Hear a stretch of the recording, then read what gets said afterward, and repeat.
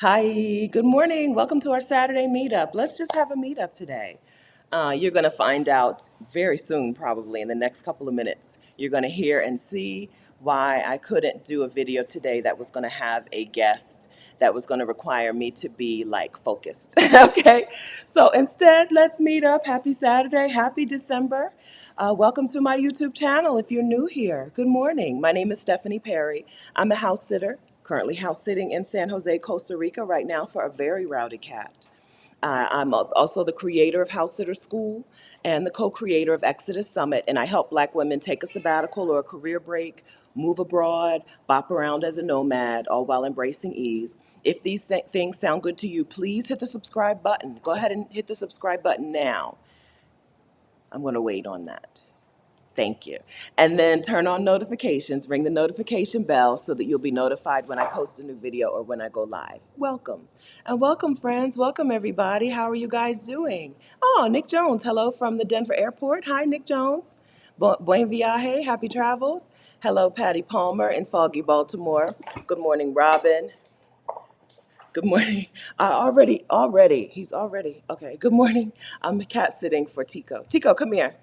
So y'all know that he's a real person. Good morning. I mean, a real person. He's a real cat. It's not just me talking to myself when I'm saying, no, stop. Good morning, Mom. Good morning, the ABX girl. Good morning, Yoli. Good morning, Kimberly. Good morning, Elaine. Good morning, Kenya. Good morning, Felicia.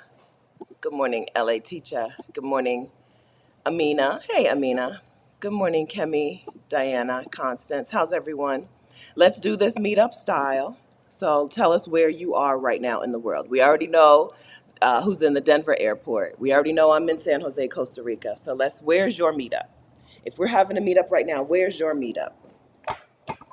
Let us know. Let us know. He just came, stole my lip gloss, and left.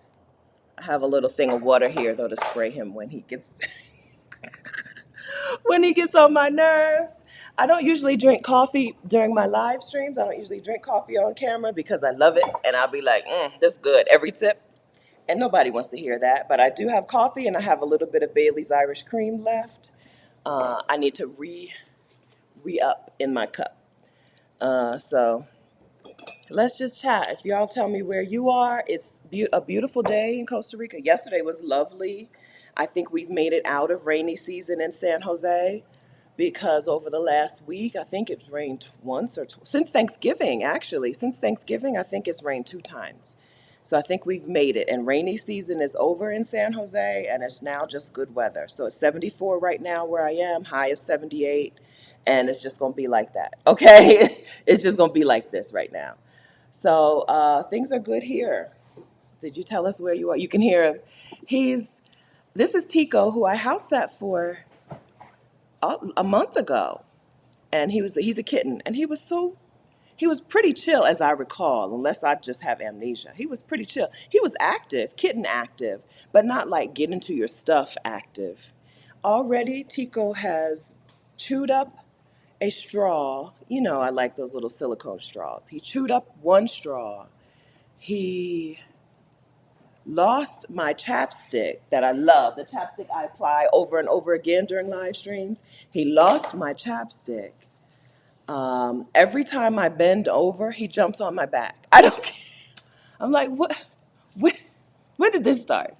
Where's the little baby cat? Where did we get this cat from? He's a mess. I'm here until December 10th. I don't remember where his family went.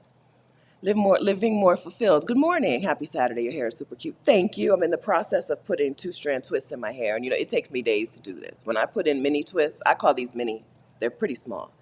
When I put in mini twists, listen, I take my time. I'm not going to be stressed out about it.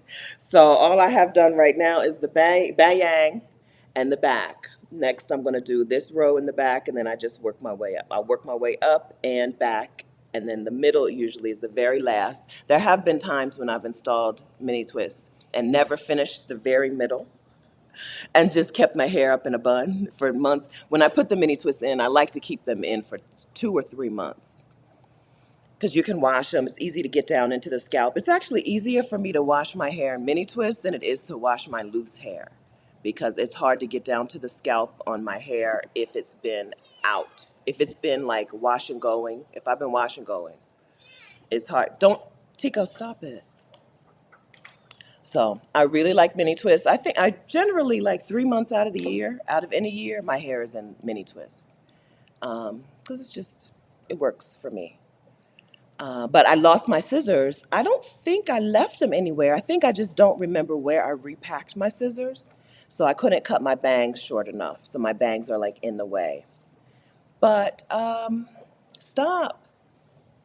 Stop. He's enthralled by my lip glosses, but I need to have him here. And now I just spilled the water that I put over here to keep him away. Now that's not going to be helpful. So, go away, go away, go away. He doesn't really play with his own toys. He only plays with your stuff. And my setup is so clumsy that if he knocks something over, I'm never getting it right. Like my light is just perched. It's not attached because the way I'm set up, there was no way to really attach the light. So it's just like, I need him to go away for like an hour. Can you just go away for an hour? Okay. Anyway, did you do your roll call? Did you tell us where you are? Okay. Let's start there. Louisiana, Nebraska, Las Vegas, Brooklyn, New York, Querétaro, Mexico. Oh, Ludell made it to Mexico. Congratulations. Oh, that's amazing. Are you going to meet up with the Querétaro gang, Angela and them? I think you've probably already been in touch with them. It's not like you haven't met them yet. Oh, Ludell just moved to Mexico. I think you got residency. I think I know the process. I think you did the process and got residency and are in Mexico, official. It's official. Oh, that's wonderful. Good, good. Miss Dow's in Mexico City. Oh, nice. Oh, you and Rashida having a good time? San Jose, California. San Miguel de Allende, Mexico, which is very close to Querétaro.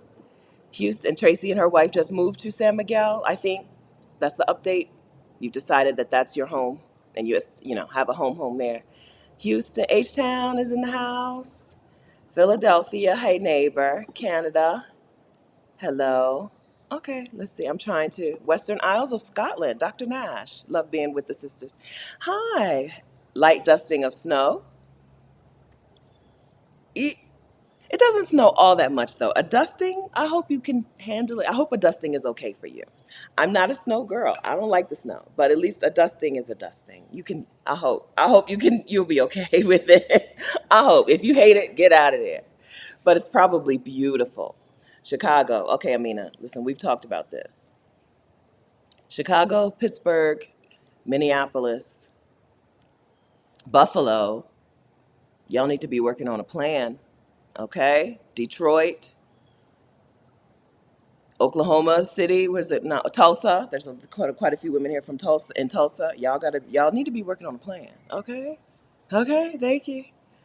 Baltimore, hey, Pennsylvania, Modesto, California, more H Town. 4,000 feet up in SoCal. 4,000 feet up. What's 4,000 feet up in Southern California? I guess there's mountains there, right? California is mountainous. Okay. Hi. More Chicago, Brooklyn, Boston. Good morning, friends. Houston again, Dallas, Fort Worth, SoCal. Okay, so listen, once we get this meetup going, okay, I know, listen, we're slow starting, but once we get this virtual meetup going, if you're like, that was fun, I would love to meet up with some people in real life. Go into the Exodus Summit Facebook community and first look in the events tab and see if there's a meetup already planned. And if not, just choose a time and day and create a post and say, we're doing a meetup here. What doesn't really work is anybody in my city who wants to do a meetup? You can go back and forth for days and days, weeks and weeks, months and months. The easiest thing is to just pick a time and place and be like, hey, y'all, let's have a meetup here.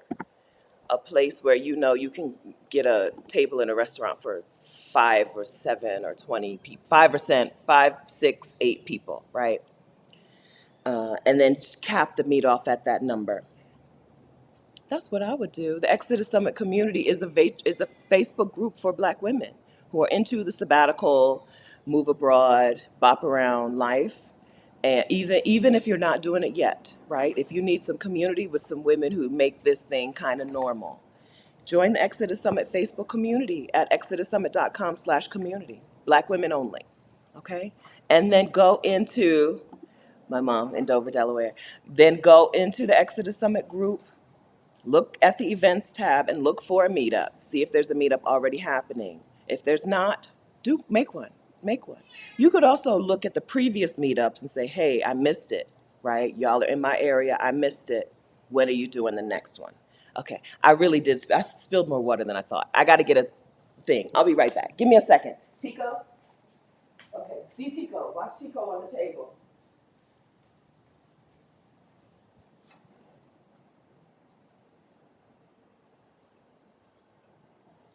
What you gonna do when you can't say no? How you gonna handle that? Okay, a good thing I have pants on. All right. Yeah, I spilled more water on their little on the floor than I thought. Okay. All right. Okay, so meetup. Generally, in meetups, y'all talk amongst each other, and I just float in and out of the conversation. So feel free to talk amongst each other, okay? If you heard Ludell talk about just getting to Querétaro and you want to know her first thoughts, ask her in the chat. Um, I can't do anything organized until I figure out how to work in a space with Tico. Because yesterday I went live on my second YouTube channel. I have a YouTube channel called Stephanie Perry Media, where I talk about media business things. And I went live on that channel, and he got walked across the laptop and turned the video off, right? So it was like no video. It was still recording, but you could see nothing. Okay, so I got to figure out how to do things with him, which may mean me picking up myself and moving to there's a co-working space. May mean moving to the co-working space before we do a live stream next Saturday. 10 a.m. Eastern is when we go live. So before then, I may need to find an alternate location because he really disrupted Saturday's live stream. You think it's a little bit disruptive now. I mean, Friday's live stream. You think it's disruptive now. I mean, he just ran roughshod over that thing. I had to just handle it. Um, so that's what we'll do. I'll figure out another place for next time. Oh, Erica says the laptops are warm, so they love them. Oh. He was just all over everything. Everything I specifically didn't want him to touch. Like I said, I don't know where my lip gloss is. My chapstick. I don't know where that is. The stuff that I showed you the other week from Black Girl, from Black Travel. I don't even know what the company's called if I don't have it in my hand. The Black Travel People lipstick. Black Box. Is it called Black Travel Box? That chapstick. I can't find it. He's He's bonkers. He's bonkers. Right now, he's climbing up the sofa with his claws. He can just jump up. You can just jump onto the sofa. Okay? He's climbing up the sofa. He's bonkers. Last time I was here, he was a kitten and active, but not bad. Right now, he's bad. He's bad. He's nipped at my feet probably 3 or 4 times. Right? Like, leave me alone. Okay, so what do I want to talk to you about? I don't really have anything to talk about, so that's why somebody asked me a question, just put Q in front of it, so I know you're talking to me and not somebody else. Somebody put a Q, asked me a question, which just a meetup, as if we were in a regular place, like if we were in a place together.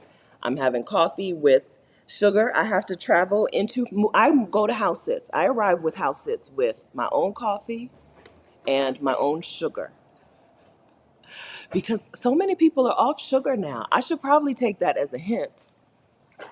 But I still put sugar in my coffee, and it's really hard to find in the house sitting world. My clients, I can't remember the last house sitting client where I actually found sugar.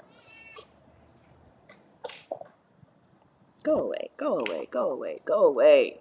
Look at you. So I carry my own sugar, and I happen to have bought some Bailey's Irish Cream not too long ago, and I still have that. So that's what is happening. I have coffee and even though I'm in Costa Rica with really good coffee, right now I'm drinking instant coffee because I needed it like that. But I have Costa coffee down here is really good. Even the grocery store, like the brands, there's one Brit and 18 something, 1810 I think. I have the one I have is the 1810. It's in a yellow bag. Good coffee here. He's underneath the rug. I don't even know how to explain it. Lifted up the rug. Don't bite that cord. Lifted up the rug, and he's just underneath the rug. Yeah, I don't have a spray bottle, so I put some water in the bowl, and my plan was to just flick it on him, but then I spilled it right away, so he didn't even spill it. I spilled it. Yeah. I'm sure Kim says I'm showing you the countenance necessary for house sitting. Smiling grace for pets. Yeah, yeah, right. First of all, this is his house. Second of all, they brought me here specifically to cope with this. They brought me here specifically because they need somebody to take good care of him. Yeah, he's adorable and he purrs, and cats purring has to be one of the best things for your blood pressure. I don't know. I don't have a statistic on that. But that cat purr sound has got to be one of the big, fastest blood pressure lowers out there. It's got to be. Steve Bungley says he's trying to figure out who I'm talking to. I don't know if they don't seem to work from home. There's no space here set up. Like instead of an office, there's a little nook back there. Instead of an office, it's a bar. So they seem to leave the house to work. So he may not be used to people talking on a computer. But that being said, he also behaves like this when I'm just sitting here. So last night he was behaving just like this, and I wasn't talking to nobody. So I don't know. I don't know. He's just an orange cat. Miss Callie, I plan on joining up with either Bay Area or Sacramento meetups. Good. Yeah, meet people. Meet women who are into the thing that you're into. It helps. It helps to make it more normalized. Even if you don't think it's going to happen, even if you are interested, you like the idea of taking a sabbatical, but you don't really think you're going to take a sabbatical.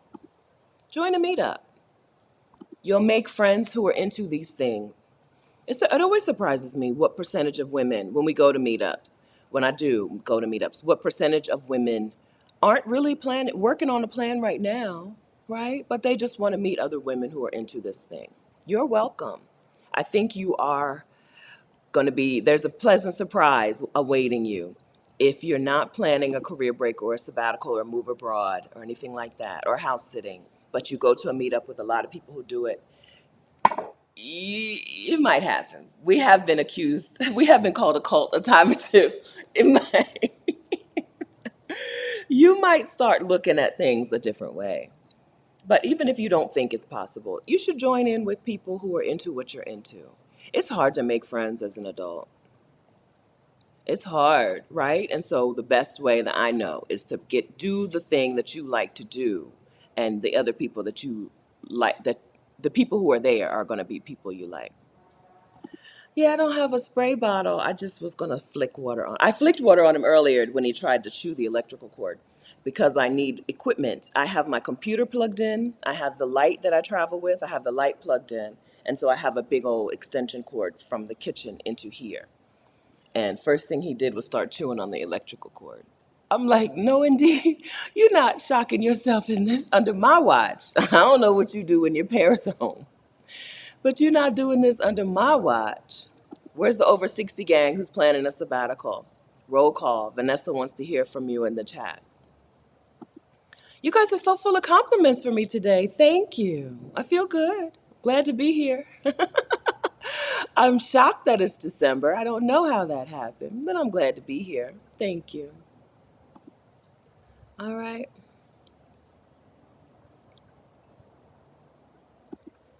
Attuned to Ken says use monk fruit sugar. And now, is this something I'm gonna have to hunt down? I'm not doing that. I think I think you may know. I'm doing as little as possible. I've I do maple syrup a lot in place of sugar. I think that using something like maple syrup or other things is probably a better choice than just plain old sugar. So I do use maple syrup a lot. I'm just out of it. One day I probably won't put sugar in my coffee. I've gone from I want a hot beverage that tastes like something that may be coffee but doesn't taste like coffee, right? To I want a hot beverage that tastes like coffee which is why I love vanilla extract in my coffee. I love Bailey's Irish Cream in my coffee, right? At some point, I may switch into I like the taste of coffee and I'm good with it. And I don't need the other stuff. But right now, I still need the other stuff. I started drinking coffee because I worked night shift, but I hated it. It tasted like dirt. I just needed, it's an acceptable way to speed yourself up when your body is telling you to slow it down. Coffee helps you speed it up. And working night shift, right?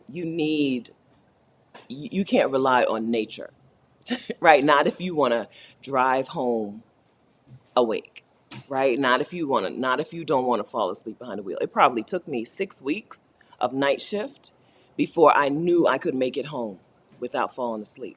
Like seriously. And I only lived, I want to say less than 12 miles away. Most of my ride was on 95. I didn't live too far from 95. Get on I-95, go south. Most of the, wasn't even 12 miles, 15, 20 minutes with no traffic. But there were times when I would pull over. In those first couple of weeks, I would pull over, right? Let's see. My eyes are closed. Let me pull over. Just let my eyes close. I don't know how long I've been sitting here. Okay, let me get back, right? There was a little cut on 95 where they would keep the salt trucks. And I would pull over there and sleep. It took me weeks of that shift before I could even get home without falling asleep, right? So that's when coffee was introduced into my life. And I didn't like the taste of it, so I had to do a whole lot to get it to be able to drink it, right? Add a whole lot of stuff. Then I went to Vietnam and was introduced to the Vietnamese coffee, where it's 1 part coffee, 1 part sweetened condensed milk. Don't try it. I'm telling you, don't try it unless you have space in your caloric day for a whole bunch of sweetened condensed milk, because you're going to love it. You're going to love it. Coffee plus sweetened condensed milk, it's the best taste in the world. Okay, so then I went to Vietnam, was introduced to Vietnamese coffee. So I'm not a coffee drinker. I'm a drinker of drinks with coffee flavoring, right? So, but maybe one day I'll be able to drink some coffee without sugar. But I'm not there now. Nisha, will you make a video about Costa Rica journey? Bank you used, facilitator you used? Yeah, once I do that stuff. Yes, absolutely. Um, I'm still here on a tourist visa, because I did my stuff too late. I tried to start my stuff too late and left the U.S. before I had everything ready. So I fly through Miami on the 6th of January. When I get to Miami, I still got to ship some stuff back to Delaware and beg my mom to ask her nicely. She's not a person you have to beg to do stuff. Ask her nicely to get someone to come to the house and do the thing, right? Um, so I'm not even though the plan was to come here and do the residency process before I left in January, I didn't do things the right way. So now my paperwork is not ready. So the answer is yes, absolutely. Absolutely, I'm going to share that with you. What I'm not going to share, which y'all never have to worry about me sharing, is like Costa Rica travel stuff. I've been here since September, maybe August or September. You have not seen Costa Rica from me, because I don't do that. Okay, so you're not going to see, oh, this is a beach in Costa Rica. This is a whatever. I don't do that. Okay, but I will share the process of getting residency and getting a home. Absolutely. It was my skincare routine. It's good lighting. This right here is just good lighting. Let me turn the light off. Look, look, look. It ain't the same with no light. It ain't the same. It's good lighting. I do drink a whole lot of water. I drink a whole lot of water. My mom and my grandmom had good. My grandma had good skin. My mom has good skin. Um, and I use so Olay switched things. So I really was a fan of the Olay Regenerist line. The last time I was looking for a serum, what I did was I tried some serums slowly over time, and I would put one on the back of my right hand. I'm left-handed, and I would pump one on the back of my right hand and put it on my face and use it until the bottle was gone, right? I went through a few, and none of them did anything, right? Look at my hand, it still looks the same. After 3 months of using the original Olay Regenerist serum, came in that red, little tiny red bottle, the fragrance free. I didn't like the regular one, but the fragrance free. 3 months of that, looked at the back of my hands. The right hand looked like a younger hand.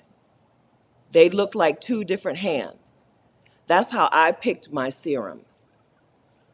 So I've been an Olay Regenerist serum person for more than 10 years, and now they've changed it, right? Now they have the vitamin C and the collagen and the whatever and the whatever. So I picked whatever I could find here. I think it was last year, last time I was here. And I don't like it. And my skin is not, part of it is probably just aging.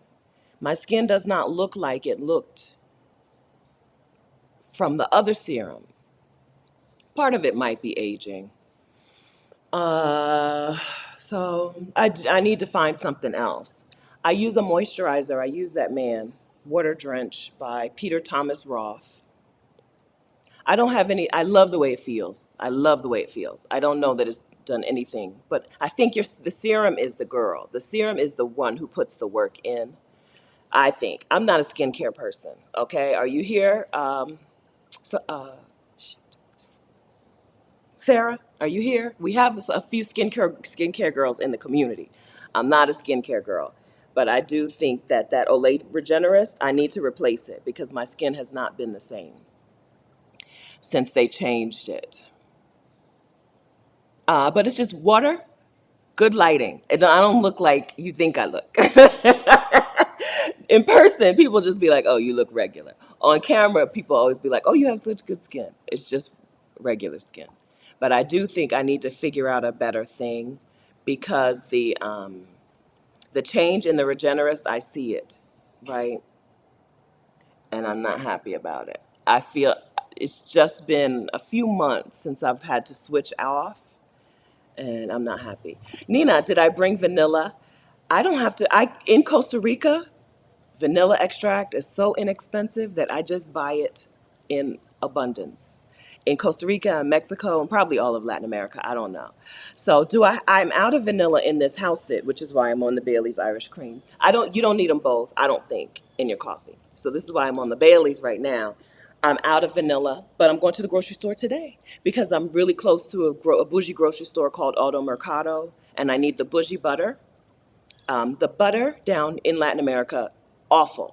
You have to pay for imported butter in Latin America, except for Presidente. In Mexico, I was fine with Presidente. But if you can't find the Presidente, which they don't carry down here, the you need to buy the imported butter. Kerrygold, Lurpak, the Danish butter. So I'm going to the grocery store today, so I'm going to re-up on vanilla and butter. And I don't care. Whatever the local vanilla is, that's what I like. In the US, you have to buy like McCormick's. We don't have a lot of vanilla choices. Or you're going to end up with something that is like not vanilla extract.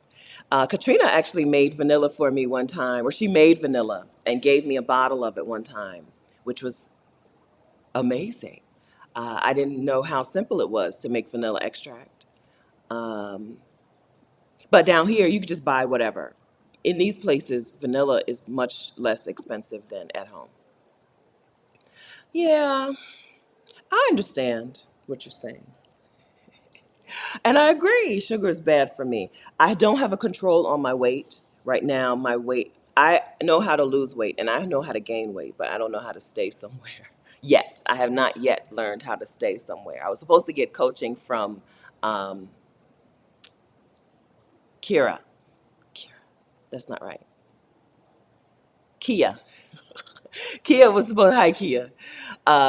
Kia was supposed to. I'm supposed to get coaching with Kia, but my schedule and my money have not been where I want them to be. So I'm like not doing what I'm supposed to be doing. So my weight is still going up when I at least need to plateau that bad boy, plateau it. And I know a lot of that is sugar. My sugar intake is still too high. But that being said, I did come with sugar for the coffee. It kind of surprised me because most of the time I buy a small container of sugar when I'm house sitting.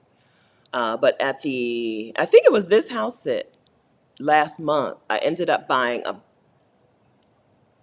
I don't know, a bag of sugar like this. Normally I buy a small thing, but I bought a bag of sugar like this, and it surprised me how much of it I've used. Seeing that has kind of made me think I need to figure out something else. How much of it I've used, and I haven't cooked or baked, right? It's just been coffee.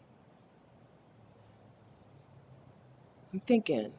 And oatmeal. I do eat a lot of oatmeal. I do eat a lot of like breakfast cereals like oatmeal, and if I had it down here, I would eat a lot of cream of wheat. So, sugar. Yeah. First time from South Carolina, what sitting job do you get paid for? If you need to house sit for money, Rover is an app, but it's hard to use.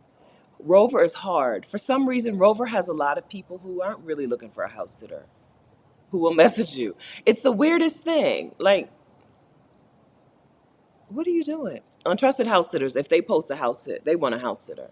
On Rover, I don't know.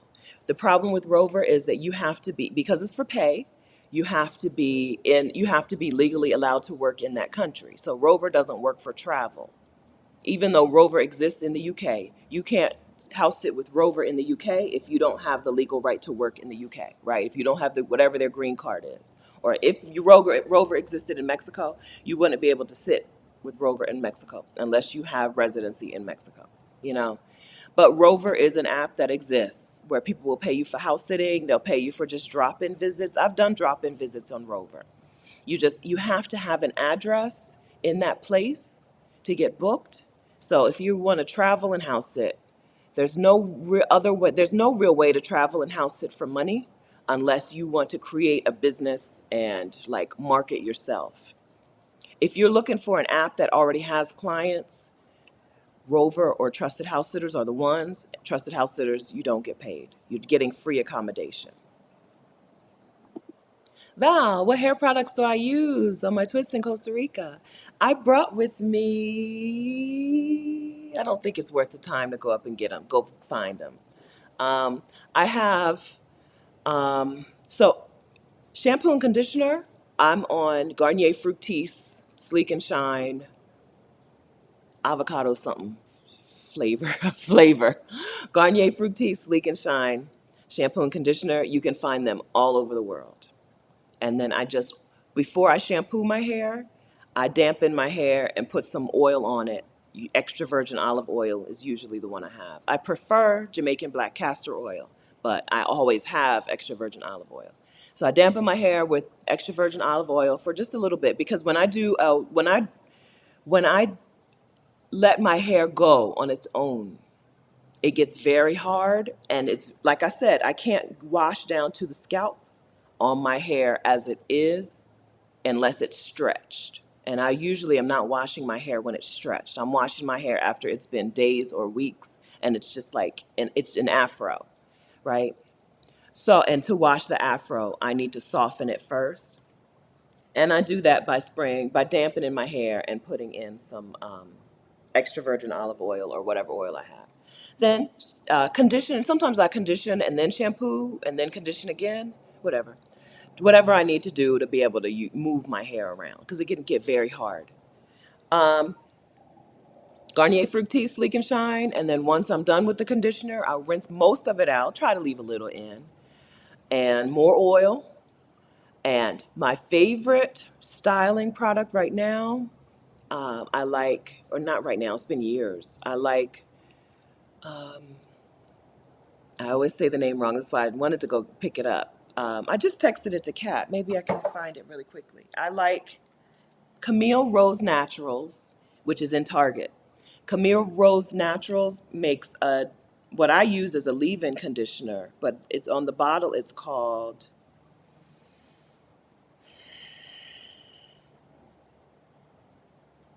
Revitalizing Hair Smoothie. Fresh Curl Revitalizing Hair Smoothie. This is the my leave-in. I just sent it to Kat. This is the leave-in, or it's the thing that I use in my hair every 3 or 4 days, right? And then my twist butter is Kemet Biologics Athiopica Hydrate and Twist Butter. Those two, the Camille Rose Natural and the Kemet Biologic, I bring them with me, which is why I don't balk about checking a bag, right? You could repackage them into some smaller carry-on size containers, or you could just bring a couple of bottles and not repackage them. And I'm in, because I'm not worried about flying carry-on only, just throw them in my bag. But I don't worry about shampoos and conditioners. I can't imagine the amount of conditioner I use, I can't imagine that it would ever be worth it for me to bring conditioner here, because I've never experienced a conditioner that was any better than that much better than what you could find in a drugstore plus oil, right? So that's what I'm doing with my hair. I lost my little rat tail comb. I don't remember. I've had that thing for years. I used to be a comb breaker, right? I had a hairdresser, Pam, when I was stationed in the Army in Fort Hood. Pam um, used to apply my relaxer with one of those little cheap black combs. For some reason, that was the way she applied it. A lot of people apply relaxer with the blue brush, right, with the black bristles. But she applied it with a little comb, or she combed it through with a little cheap comb. I'd be breaking up. Sometimes I would break two combs in one relaxer application. She'd be like, "That's okay," and she pull out another one. I am a breaker of combs. I have had my wide tooth comb, which is kind of like a teal green, and my rat tail comb. I've had them forever, and I can't find it. I can't find the comb or my scissors. So I may have left them somewhere. It's possible that they're just packed in the wrong place. I keep a little hair bag. It's possible that I just packed them in the wrong place. But I don't know if I left them in Panama in the hotel. I can't find them. But that's the extent of my hair stuff. When I can find Jamaican black castor oil, I love it. My hair loves it. The smell is hit or miss. There are time I've opened up bottles of Jamaican black castor oil and been like, mm-mm, I can't even use this, right? But my hair loves it. Um, but extra virgin olive oil is fine. Avocado oil is in the middle for me. I like avocado oil, um, and down here it's usually cheaper. Sharjay, hi, I'm doing my first house sit this month in Berkeley. Super excited. Congratulations. Oh, that's wonderful. House sitter season. Thanksgiving to Martin Luther King Day in the U.S. is house sitter season. Go get them. Go get them.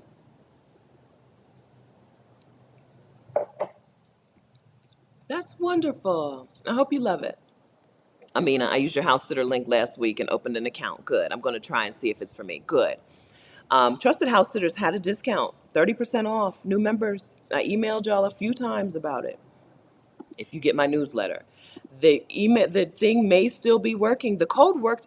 Was it yesterday morning? It's a Black Friday sale, and they said it was ending on. Actually, I never found anything that said when they said the sale was ending. I'm gonna give you the link right now. Boom, Trusted House Sitters, and I'm gonna give you the code right now. You can try and see if you are interested. You can try and see if there's my link, and the code was BF 2023 30THS. Okay, nope, that's not right. BF 2023 THS 30. Let me look on the site and see. So it may still be working. It was somebody yesterday, right after midnight on Friday, still was able to register with Trusted House Sitters and get that 30% off new memberships. So yeah, I'm logging into my portal now because I'm an affiliate for them. I have the portal. That's how I know somebody used the code just yesterday. BF 2023 THS 30. That's right. Okay, here's the right code. So if you're interested, I've emailed it to everybody, people who have gotten the Trusted House Sitters, people who have gotten my new house sitter toolkit. I've emailed y'all a couple of times to let you know about that code, and it may still be working. Nobody's registered today. Let me look at today. Yeah, I don't have anybody registered today to know whether or not the code is working today, but it still worked yesterday. Okay, good. So, Amina, yeah, with house sitting, if you're a friend to animals, cats or dogs, you don't have to be both. And it can even be a certain type of dog. Maybe you only like big dogs, you only like little dogs, right? If you like cats or dogs, house sitting is gonna be fun. If if you're not a friend to animals, you're probably not gonna enjoy it. But the membership price, if you get one house sit, the membership is paid for itself. If you get one house sit in a place that you actually would have paid to stay in, right? A little weekend away. Amina lives in Chicago, so like even something local or semi-local, a weekend away, the annual membership pays for itself with one or 2 or 3 day house sit. So it's worth it to try it and see. It's worth it to try it and see if you're a friend to animals. Now, if you don't like cats or dogs, or you're allergic to cats and dogs or something, I don't know that it's worth it. There are house sits that are not pet sits, but why? Right? If you're not going to be taking care of animals, Trusted House Sitters is not the place for you. There are plant sits, and I've done a plant sit, right? But the one I did was through a referral, not through a membership. All right. Thank you. So full of compliments. Y'all got to come back. Come around more often. More meetups. More meetups. Cinderella says I like jojoba oil for my hair. Is that something? So I've heard people say that, but I've never seen it just like sitting on a shelf. You get it from like TJ Maxx or what? Can we talk about why TJ Maxx doesn't have a skincare ambassador and like a hair care, not ambassador, but like a skincare? Let me tell you, I went to Target here when I first got here a few months ago.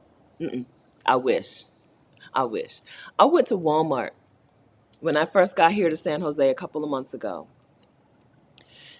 and walked down the hair section, the hair dye section. And I was just looking. They have the Clairol brand. I happen to really like Feria. I thought I really liked Feria. They don't have Feria here. So I'm looking for something that looks like it's going to cover the gray and give me a good, solid amount of color, right? Show up. Just walking around the aisle, and a woman walks up to me who works there, and it's her job to help you pick a hair color. And so, in my little bit of Spanish, I start telling her and pointing to pictures and pointing to boxes and stuff. She's like, this one. So she gave me a Schwarzkopf brand, which I think we used to have in the US, or we might still. She gave me a Schwarzkopf brand. Now, it covered my gray and it did wonderfully, but I don't feel like it lasted because my hair is back to the sandy brownish color, which I don't like. I prefer a little red or violet or purple or something in there. Um, why doesn't TJ Maxx do that? Years ago, talking about the serum thing, years ago, I walked into a Target and a woman was like, oh, I'm here from Boots, the Boots brand. I'm here from Boots. What are you shopping for today? And she helped me pick out a toner. At that point, I was like, it's humid and my face is always wet. And she was like, let's pick out a toner. Um, why doesn't TJ Maxx needs to do that? Even if she's online and not in the store, even if she's a TJ Maxx YouTube video channel, TJ Maxx should have a skincare YouTube channel because the girls are confused. I'm confused. What do I need? I don't even know what I need. I guess Sarah would say the answer is a dermatologist. Okay, go to the dermatologist. But I want the stores should be helping with this stuff. It was so helpful for her to have that lady help me pick out those things. More stores need to do that, right? We already got to check ourselves out at the register.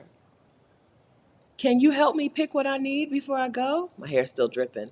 I wetted it to be able to get it into the little semi bun. It's barely holding on, and it's still dripping down on my shirt. Hi Nadia. Hi Nadia. Hi. Haven't I don't yeah. Nice to see you. I hope you're doing great. Gearing up for a month-long sit in Luxembourg. Oh, Nadia did some house sitting just all over the country. She was one of the first people I know who we had a house sitting like coaching session, and she just took off. She was like, "Okay, bet I'm about it." Okay, Luxembourg in wintertime in Luxembourg. Even I think that's amazing, and I'm team boycott winter. Are you going to be there in time for Christmas markets? Excuse me. Are you going to be there in time to see like Christmas stuff? That's so exciting. Oh my gosh. You're going to get a rich man too if you want one. If you want a rich man, you're going to get a rich man in Luxembourg as well. Okay. Have you ever used Nomad, or if so, what has been your experience? No, I don't even know what that is. I feel like somebody's asked me this question before, and I feel like I did not do any Googles to find out what it is. Let's Google now. If I use something, I've talked about it. You know what I mean? I'm not I'm not secretly doing stuff. I don't know if you know this.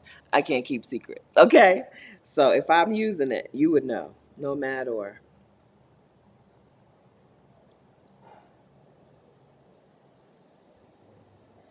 ideal way to find like-minded people, aka house sitters, to look after homes and pets when owners are away. No, Nomad or house sitters look after. No, I didn't know there was another player in the house sitting game. So let's look for a house sit in Costa Rica. Done. It's giving me all of South America.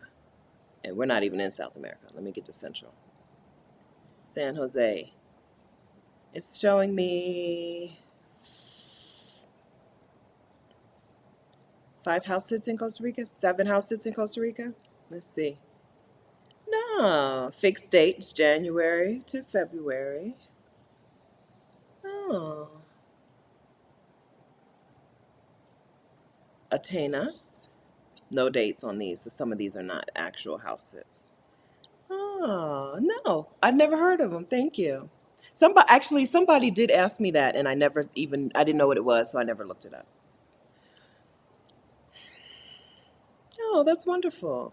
If you use them, if anybody's used them and you want to share your experiences, email me, Stephanie@vicarious.com. Once you've got booked a house sit through them, email me. No. Yeah. Yeah, there are others out there, house carers, Mind My House. The reason I've never gone to another platform is I've always found what I wanted with Trusted House Sitters, you know?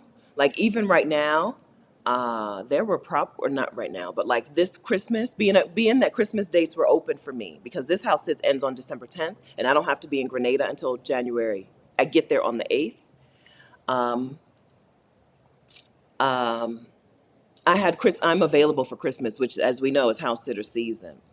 And I've seen quite a few Caribbean sits, um, and there were a handful of Costa Rica house sits. They were just houses that were like, I'd rather stay in an Airbnb. I'm at a place now, right? House sits that 2 years ago I would have taken. Today I'm like, your house don't look like a hotel. I don't want to do that, right? Um, yeah, so yeah, houses in tropical areas, Josette, if you have to set alerts, you have to grab them first. So Trusted House Sitters has made a few changes on their platforms. So once a person lists a house sit and gets 5 applications, even if those 5 applications are not all good, Trusted House Sitters freezes them. You don't see them anymore until the person goes in and kicks some people out, and then you see it again. You know what I mean? And so you have to be first. You really have to be first. So you have to set alerts for every place that you want to house sit. I'm not kidding. I have right now, I only have available to house sit December 10th through January 6th. And then I'm available January 16th through, no, maybe January 20th through the end of the month, January 20th through 30th, right? That's all the availability I have between now and like May. Seriously, that's all the availability I have between now and May. And I have probably 10 alerts set. 1, 2, 3, 4, 5, 6, 7. I have 7 alerts set, right? Costa Rica, all of the Caribbean. I have Mauritius set for later, right? Because I'll be in Mauritius in March. So I have a Mauritius alert for later. I have Miami because Miami is a pit stop between here and the Caribbean. And I could house sit there in between. And I have a Puerto Rico for the specific dates. Even though I have all of the Caribbean, I also have a separate Puerto Rico. So yeah, make sure that you set alerts for the very specific places you want, and you have to get the alerts on your phone, and you have to look at them, which is a problem I have. Right? Get the alerts on your phone. So get the app on your phone. You have to be first. So serious. For those, if it's a really, if it's a place that you really are excited about wanting to house sit in, so are thousands of other house sitters, at least hundreds of other house sitters, right? You have to be first. Oh, Kat's looking for a house sit in January or February, looking for something beautiful. Yeah, do you have a preference, a where, or is anywhere good?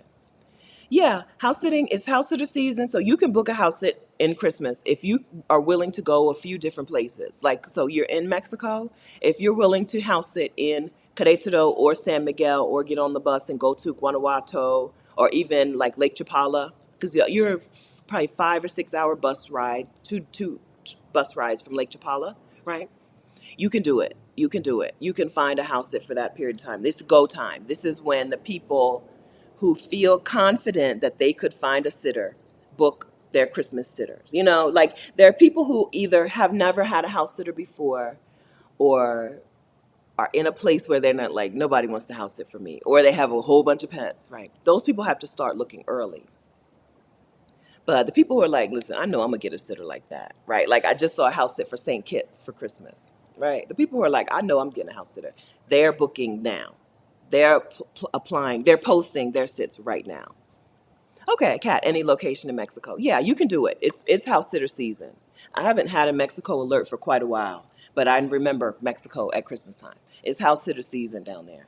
Yeah, so make sure that your alerts are specific, right? Make sure you're alert. If you want all of Mexico, make an alert for all of Mexico, for all of December, or whatever, December and January, if you want it to run over.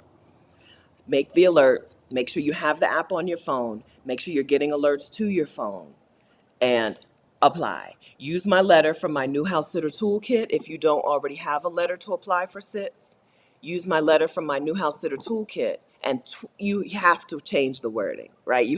It's just a template. Use it as a template. You have to change it because it sounds like you. If you use my letter verbatim and then you show up on a call and you're not me, you're not like, oh my gosh, because I'll be like, my letter says, your dog is so adorable and I can't wait to cuddle, right? I will cuddle with your dog on demand, right? If you're not that kind of person, when you get on the call, they'll be like, I feel like we just got catfished. This is not the same person who emailed us, you know? So you need to make the letter yours. But I have the actual letter that I get booked, including this very house sit that I'm on right now, including not my first house sit, but my second house sit. And that is, I'm trying to look for the link of the toolkit. Housesit.vicarious.com/toolkit is my new house sitter toolkit. Copy, get the letter, set alerts, and apply, apply, apply. You can still get a beautiful Christmas house sit someplace warm.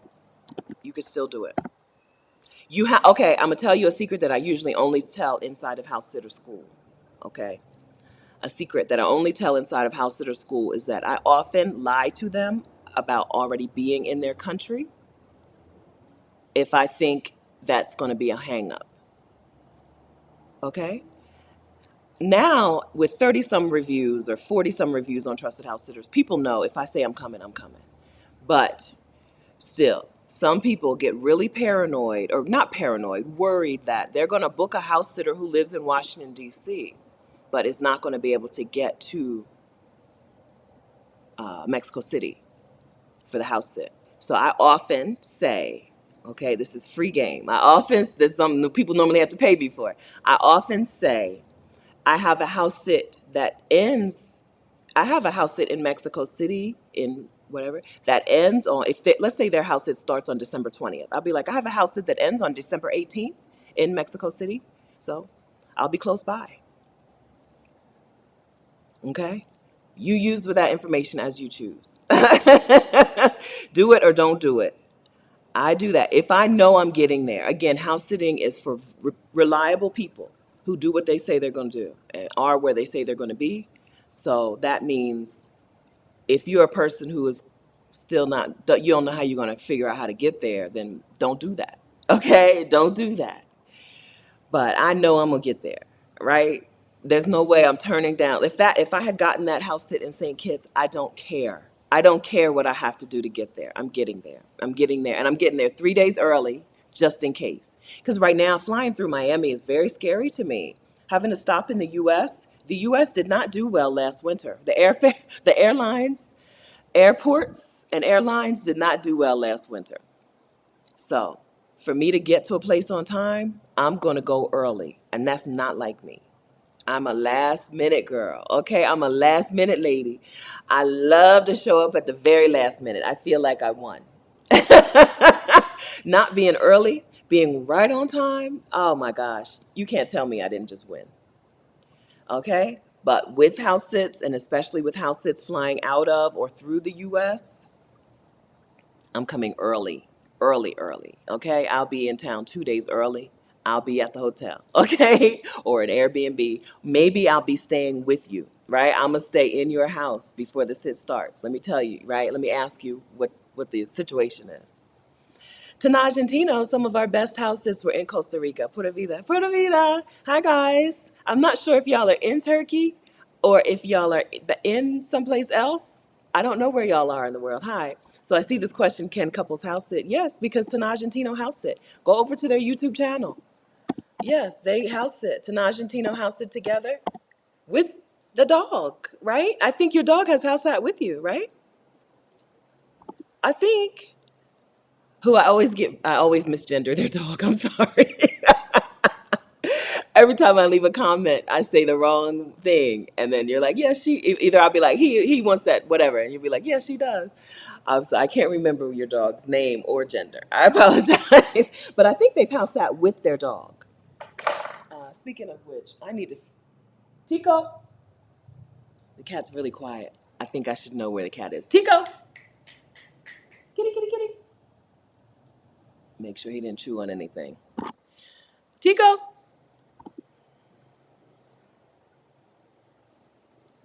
Tico, kitty, kitty. Let me go in my bedroom. There's nothing really that he can get into, but I just want to make sure. Ooh, I keep knocking that same bowl over. I just want to make sure. Tico, kitty, kitty.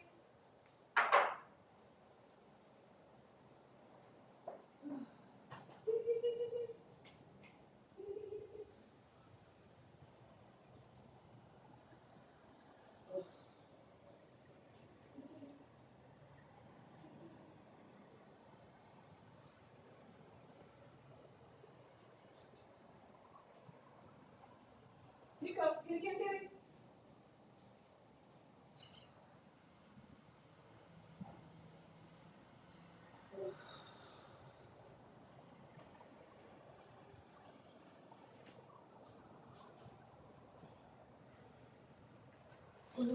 Tico.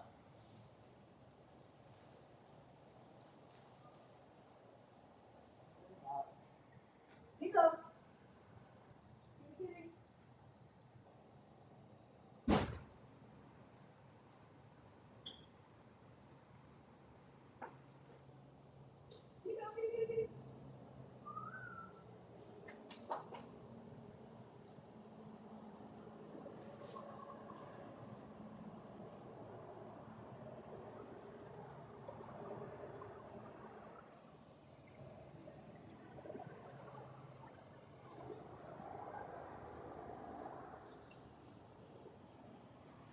All right, so I lost my client. I don't know where he went. The apartment is not that big, and he's really loud. So he fell asleep somewhere. There's not a whole lot of danger.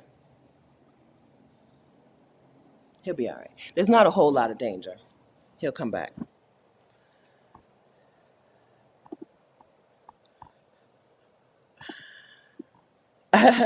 Sometimes they have a hiding place, but he's not the hiding place kind of cat. So, Tico. Cats are like that. Like, I'm calling you. That's why dogs are um, more work, but also easier at the same time. They're more work, but they're also easier because cats have real attitudes. Cats have attitudes. Cats think that it's their thing, and you're just there to serve them. Dogs understand. Dogs have the idea that they're there to serve you, but cats do not, and they just do stuff like this. Let me shake his food dish.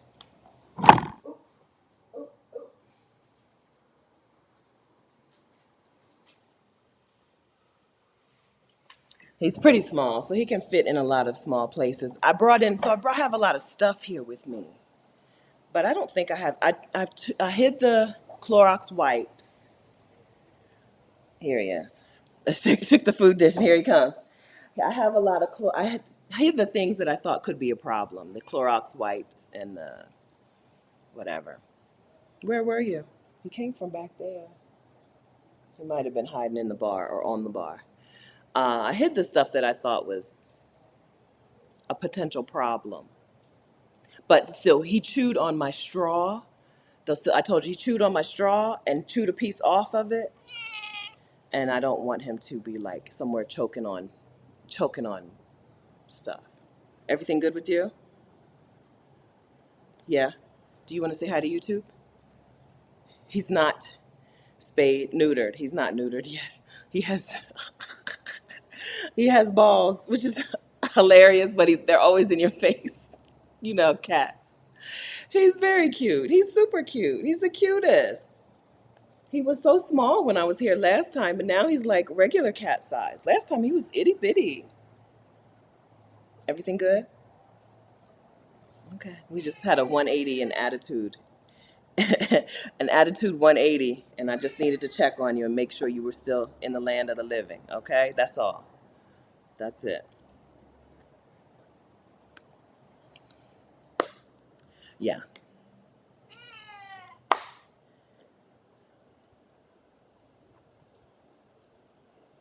Okay. I don't know how to tell you to go back. After I woke you up, now I want you to go back where you came from. Oh, give him a treat. Okay. Okay. Here.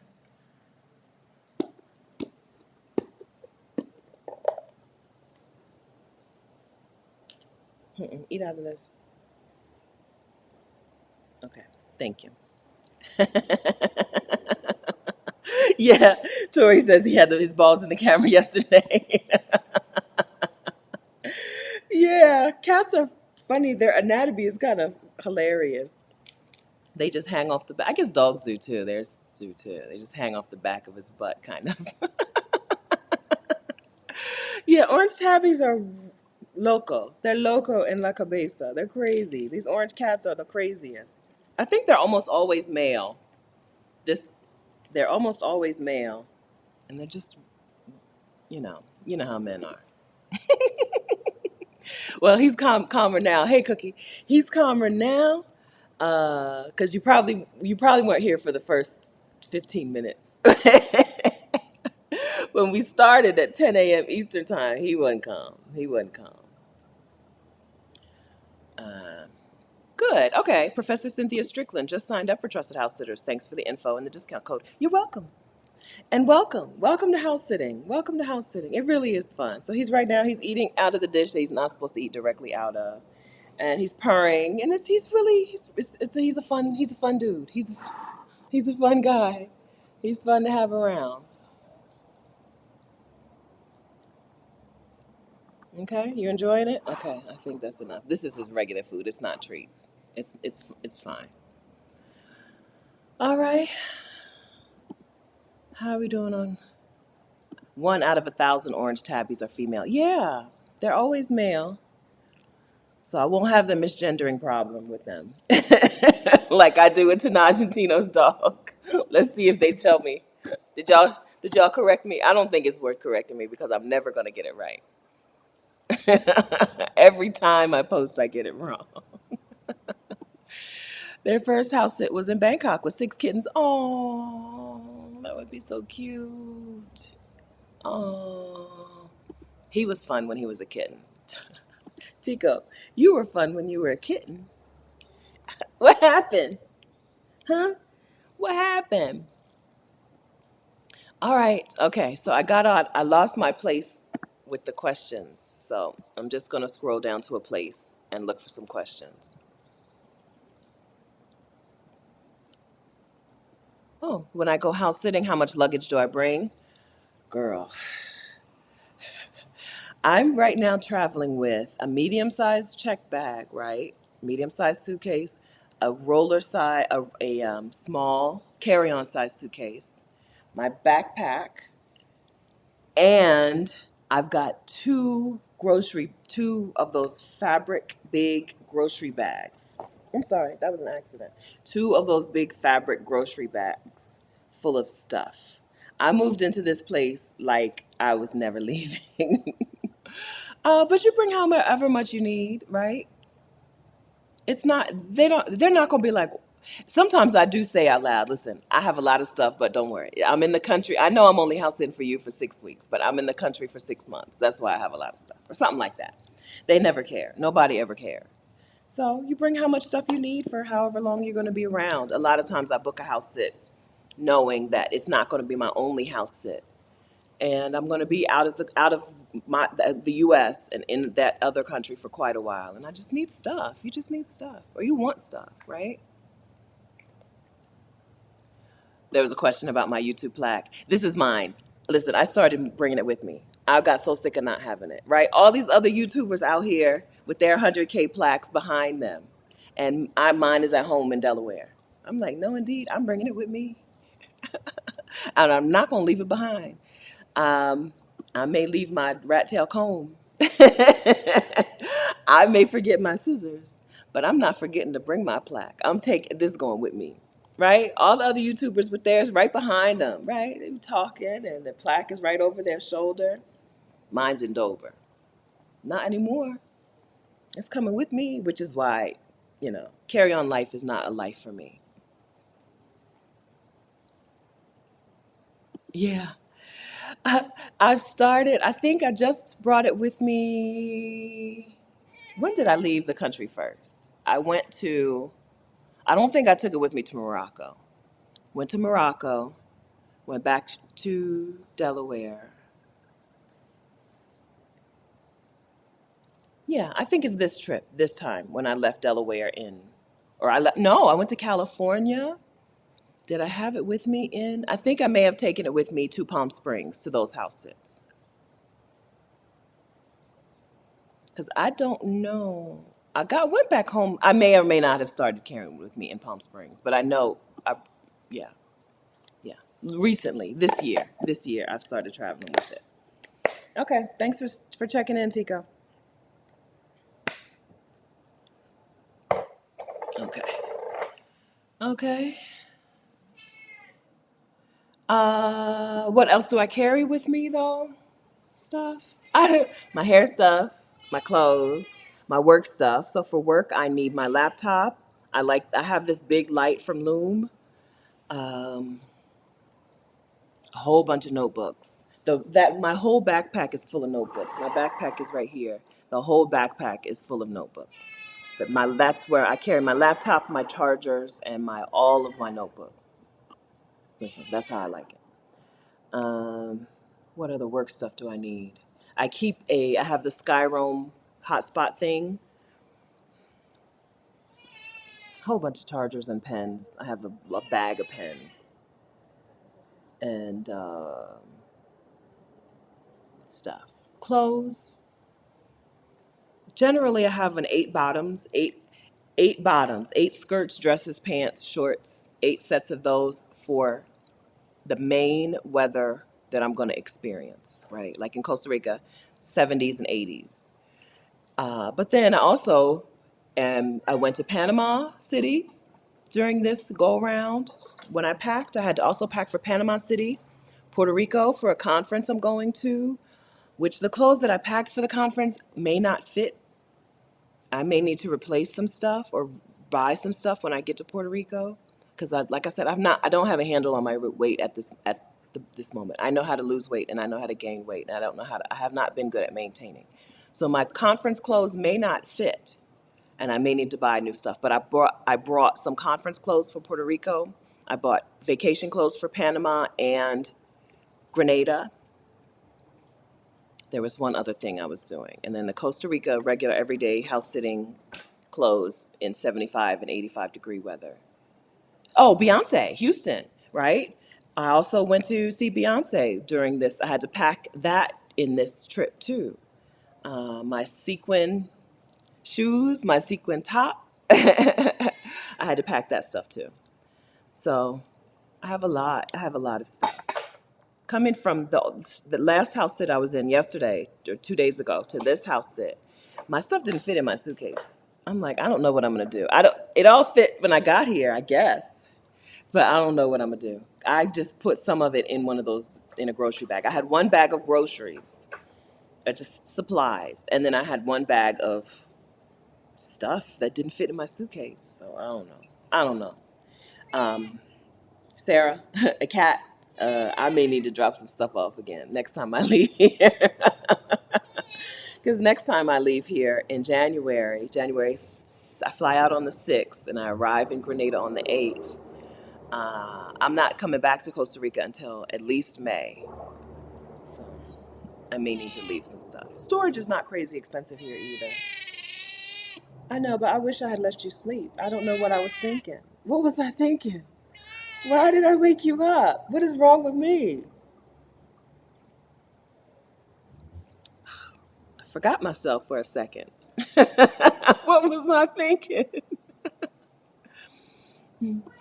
Chris Butler, how do I find housing if I'm planning to stay for a month or two? I'm still all team Airbnb. If I'm not house sitting, it's really crooked. If I'm not house sitting, I'm in an Airbnb. And an Airbnb for a month, a lot of them give a good size discount if you're booking for a month or longer.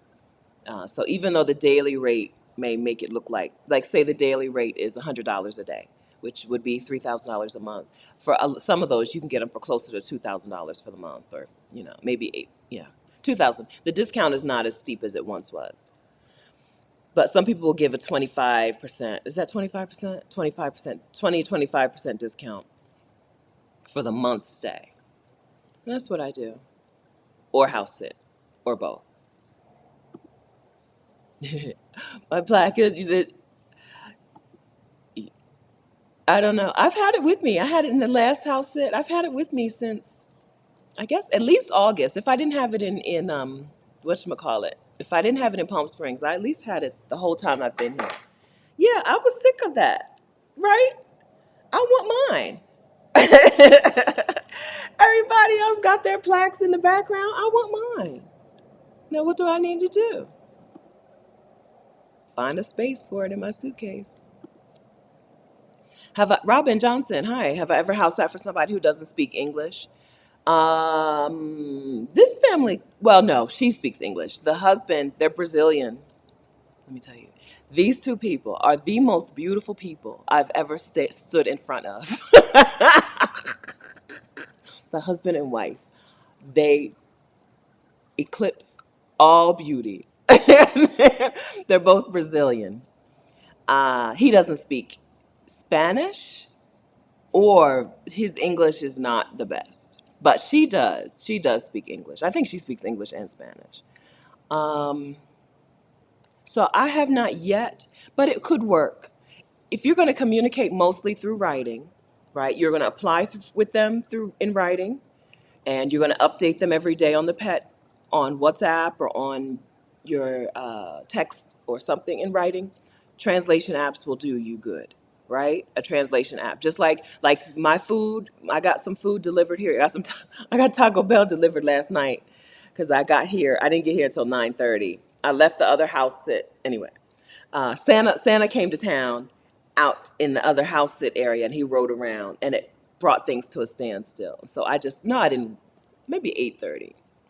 So I just waited for all the traffic to die down and the Uber price to go down before I got my Uber to come from the old house sit to this new house sit. Because there was a day of overlap. There was a day where I was a house sitter for both places, but I slept at the old house sit because the cat can sleep by himself. The dogs are harder. It's harder for dogs to sleep by themselves. Anyway, all of that to say, um, what was I telling you? I came over here. Oh, so I had to communicate with the security guards here to let them know that my delivery is on the way. You know what I did? I typed it in to Google Translate and then copied that and sent that message because I don't want to have to go back and forth 2 and 3 times clarifying what I meant by order, delivery, right? Now I have that message. Now I know entrega is delivery, right? And I can communicate a little better. Uh, so it can very work very well, right? Now, will the pet understand you? Because animals know words. They know words. But Tico knows Portuguese, right? So I don't know how to say stop or leave me alone in Portuguese. Maybe that's part of the problem. I don't know Portuguese. I can't communicate with this cat. But communicating with the clients is no problem because most of your communication is written. And then if you do a phone call, which most of the time you do, but not all the time, you don't have to do a phone call. If you do a phone call with them, y'all can figure some things out, right? Being a native English speaker means that a lot of people in the world, even if English is not their first language or their second language, even if they don't know very much English at all, they know some. A lot of people know some. So I don't think that would be a problem. Seriously, a bigger problem is I can't tell. I don't know how to tell this dog to sit in this language. That's a bigger problem. Or eat. Some dogs don't eat until you give them their command. There are dogs out here who you put the food in front of them, they're not going to eat that food until you give the exact right command. That is probably a bigger problem than communicating with the family in their language. All right, where are we? Hi, Donna. Will co-working sessions resume in 2024? I expect them to, but I don't have any firm plan for when. Um, the work that I need to do now, I need to do, I don't think I want to do on a co-working session. You know, Rashida does co-working on her channel. Rashida has a second channel called Rashida Dough, Dough. She does co-working over there. The answer is probably, but I don't have any when or where I'll be in the world. So if I start co-working when I'm in Mauritius, right? Mauritius is at least 6 hours ahead of the U.S. Eastern Time.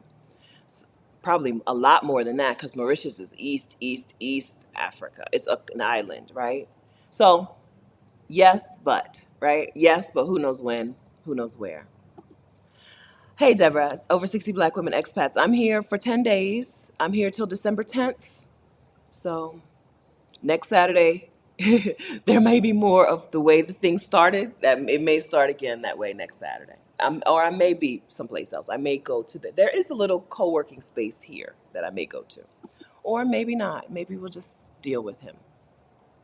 Is the visa there 6 months now, like Mexico? In Costa Rica, the tourist visa or tourists from the U.S. get 60 days when they fly into Costa Rica. In Mexico, probably 60 days. I mean, not. Wait a minute, 180 days. U.S. tourists get 180 days now when they fly into Costa Rica. Period.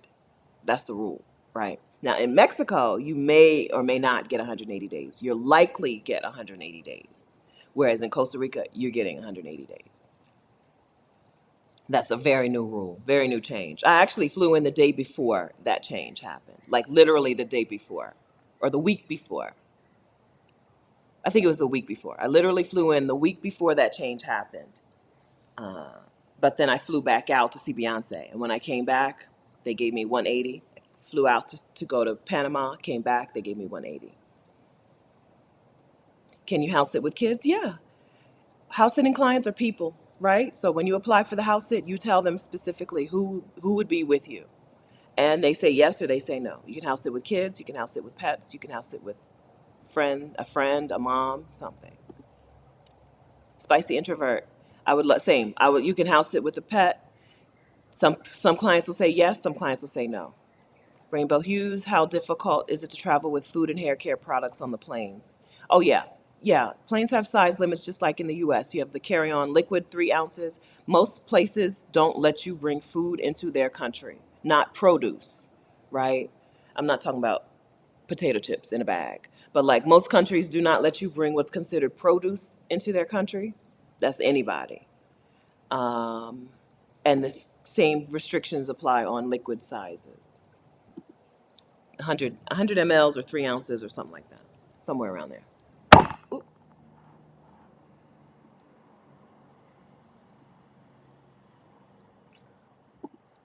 I know, Auntie Lou, but still, they could do that. TJ Maxx could decide. You know what we are? We the skincare store, okay? Right? That's what they could decide because they have a variety of stuff and no support. I think they're missing an opportunity there. Because we're getting our stuff from TJ Maxx, right? We might look around on Sephora's website, right? We might read the reviews on Sephora's website, but we buying it at TJ Maxx. And they just acting like, oh, do we sell skincare? Right? Got that big old section, everything just jumbled up. There should be a TJ Maxx YouTube skincare section. Even though their stuff is not, they can't really, there are some products that are made for to be put in TJ Maxx, right? So some stuff they know they got it. You know you have that in every store in the country. Other stuff you could just talk about in terms of like these are the alpha hydroxy acids, right? I don't know.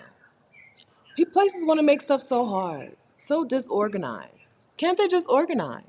Can a family member house sit with you? Sure. When you apply for house sits, friends, when you apply for house sits, you're talking to a person, right? Some people, just like in the real world, some people will be like, sure, and some people will be like, no, right?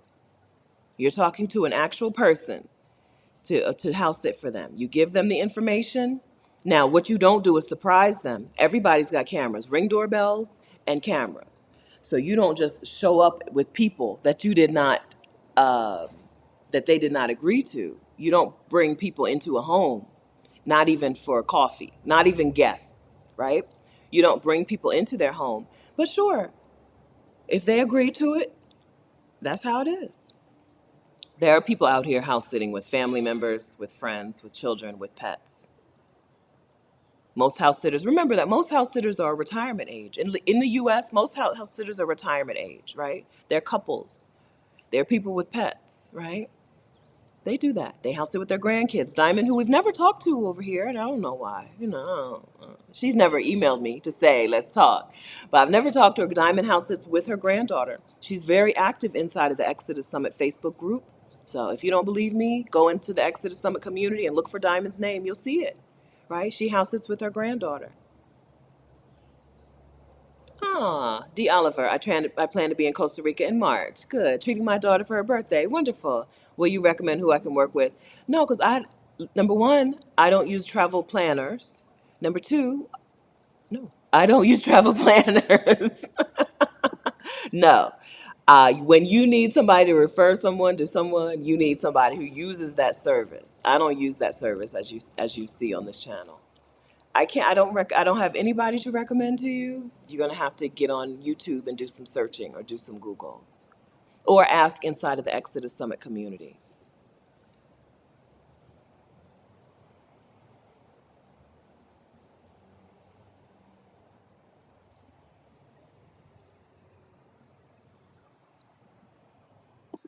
Do I ever do meetups when I'm in Delaware? I sure do. We've had two wonderful meetups in Delaware. Well, one in Delaware and one in Philadelphia, which is very close.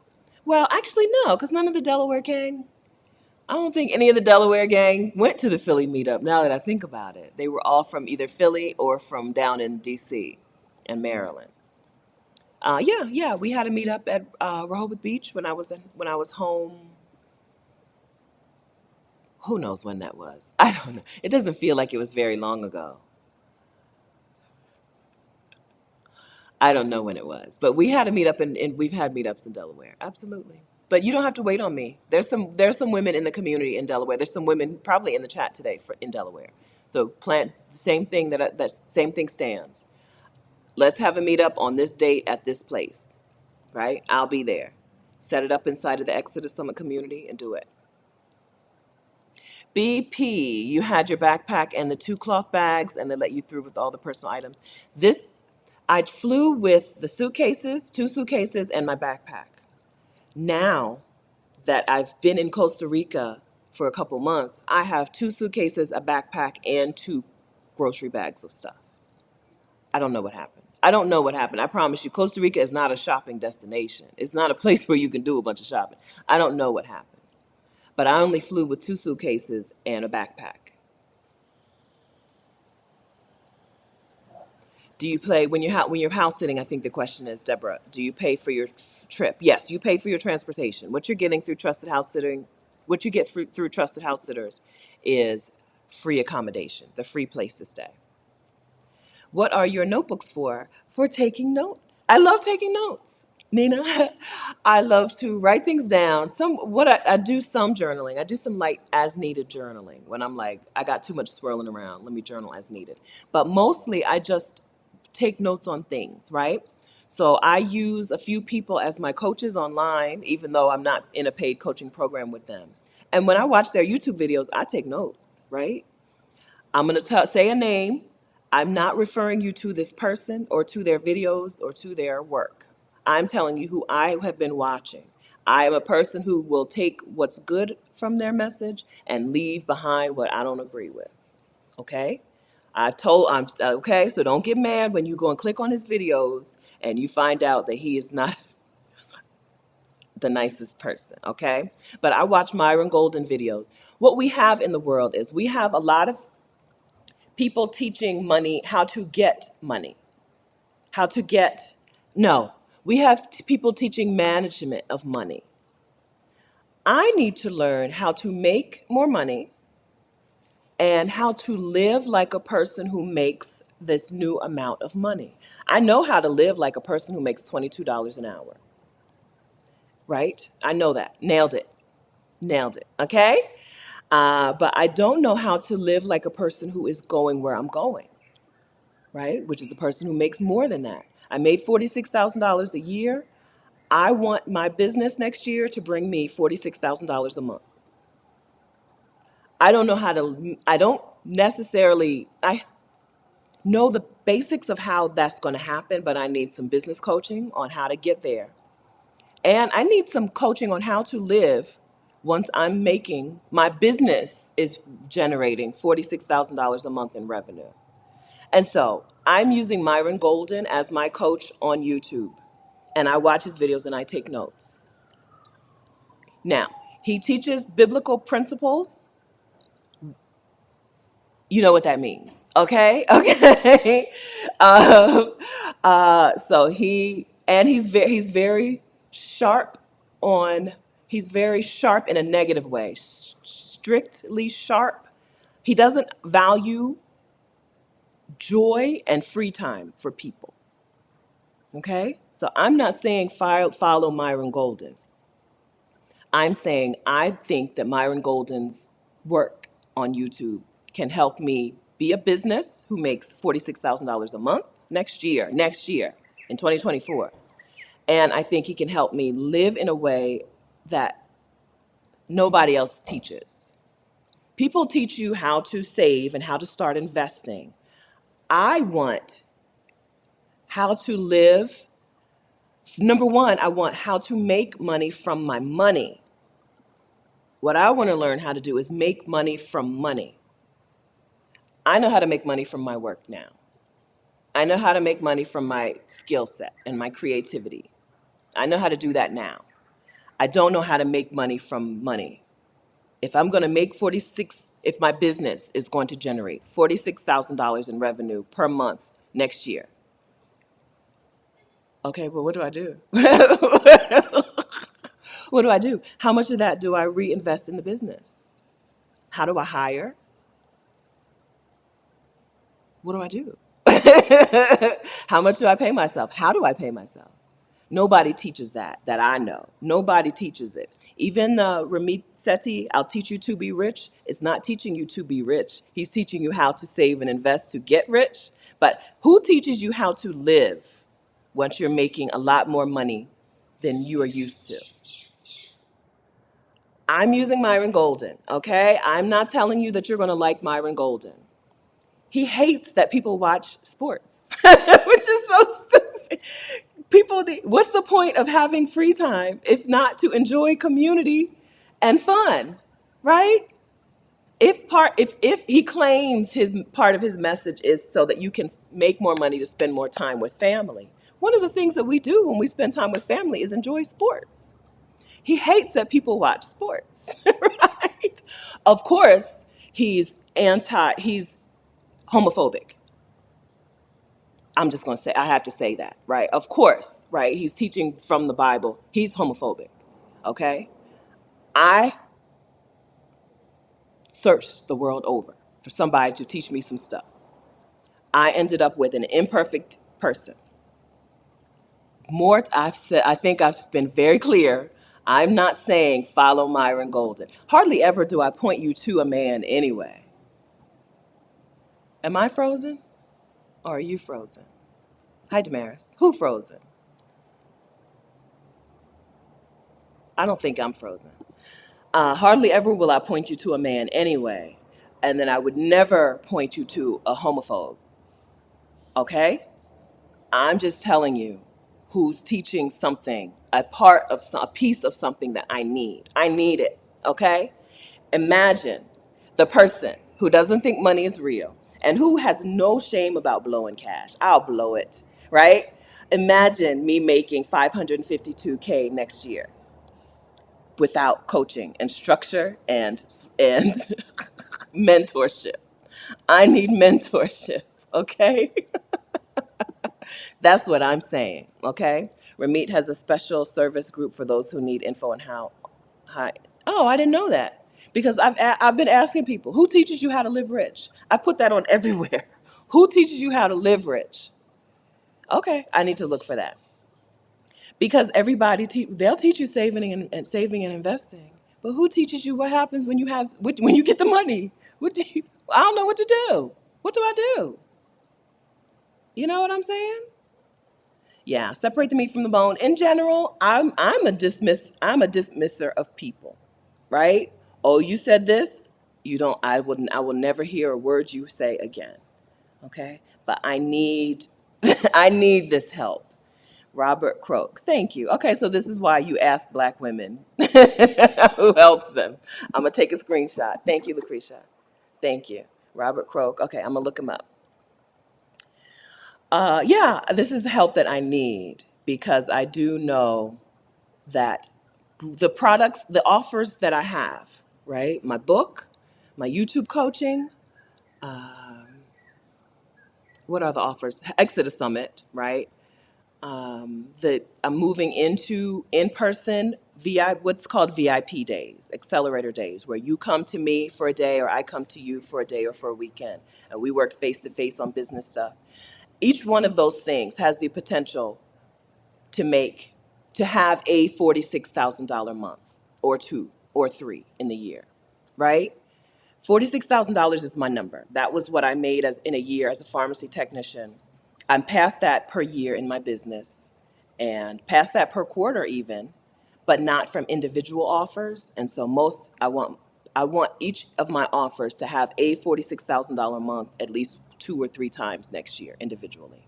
Okay? That's what's happening. That's 550. I'm pretty sure that's 552. $552,000. And my book, left my book out, right? That seems, on one hand, Stephanie 2015 thinks that's ain't no way, right? Like, what in the world?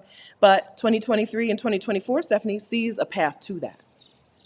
I need to do some stuff, right? I need to do some stuff, which is why I just brought on an executive assistant yesterday. There's some things that need to change. Things can't operate like this. But I need mentorship. You know, I believe in that.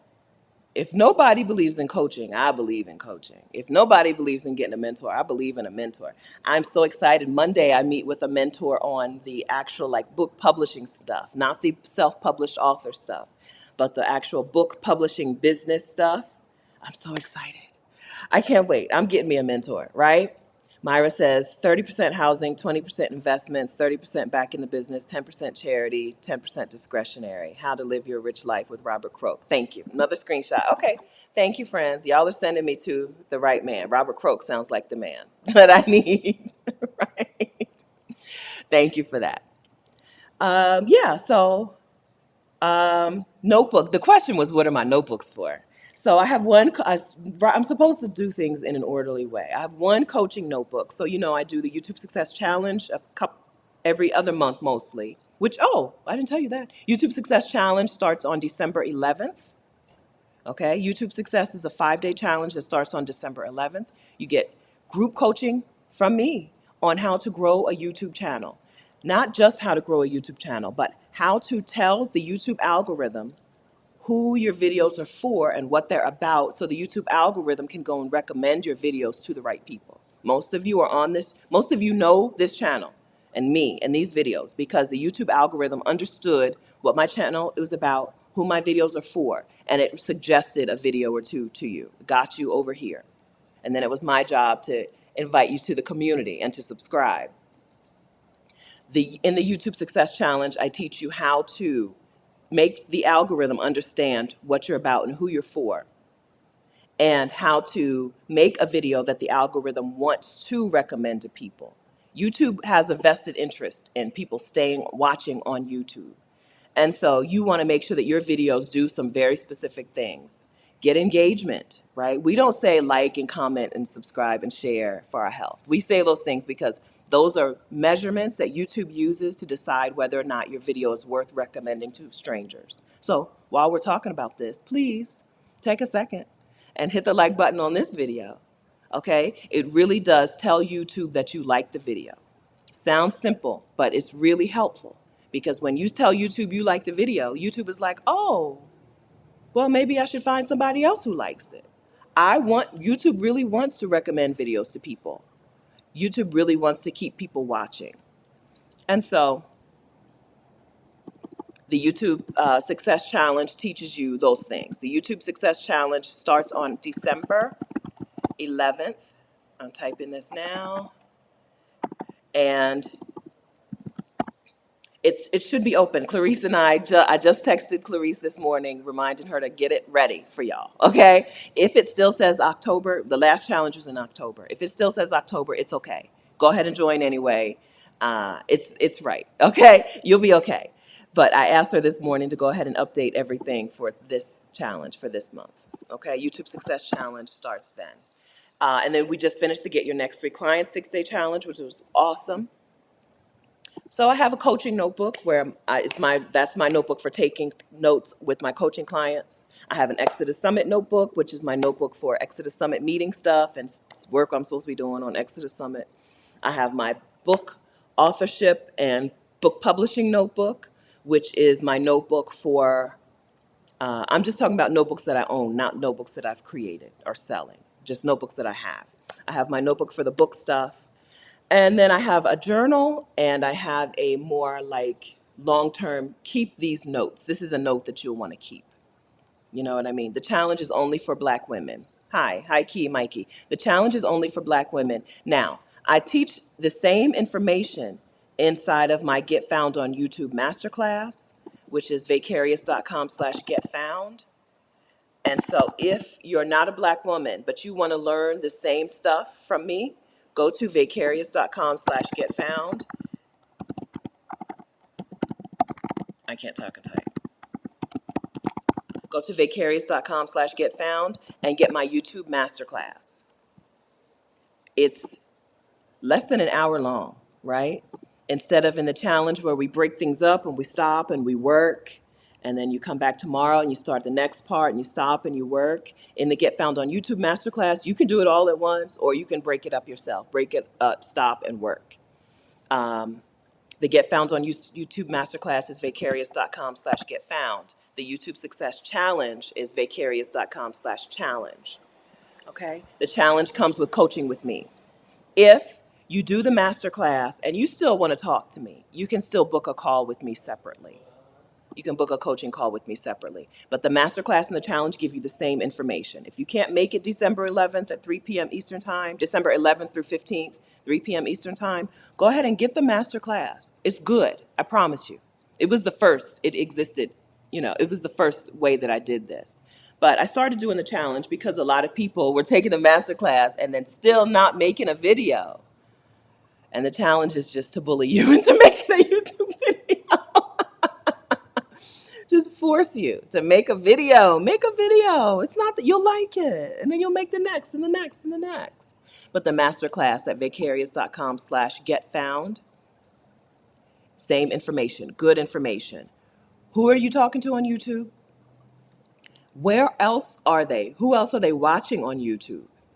How do you get the YouTube algorithm to recommend your videos after someone watches that person's videos, right? Like, Tabitha Brown. Okay, so Tabitha Brown, the bigger they are, the more difficult it is, but it's not impossible, right? Let's say you're like, you know what, my audience, the people who would love me, they love Tabitha Brown, but they would love me too, right? Nobody unsubscribes from somebody's channel to subscribe to a new channel, right? So we're not trying to steal people from Tabitha Brown's channel. You can't steal YouTube subscribers.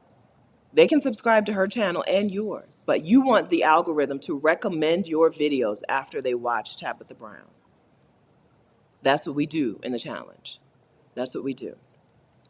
We get clear on who our audience is watching already. We make a video that they would want to watch after they watch her, a video that's a good follow-up. We make that video in the challenge, and then we make sure that we fill that video with the data it needs so that the YouTube algorithm understands who the desired audience is.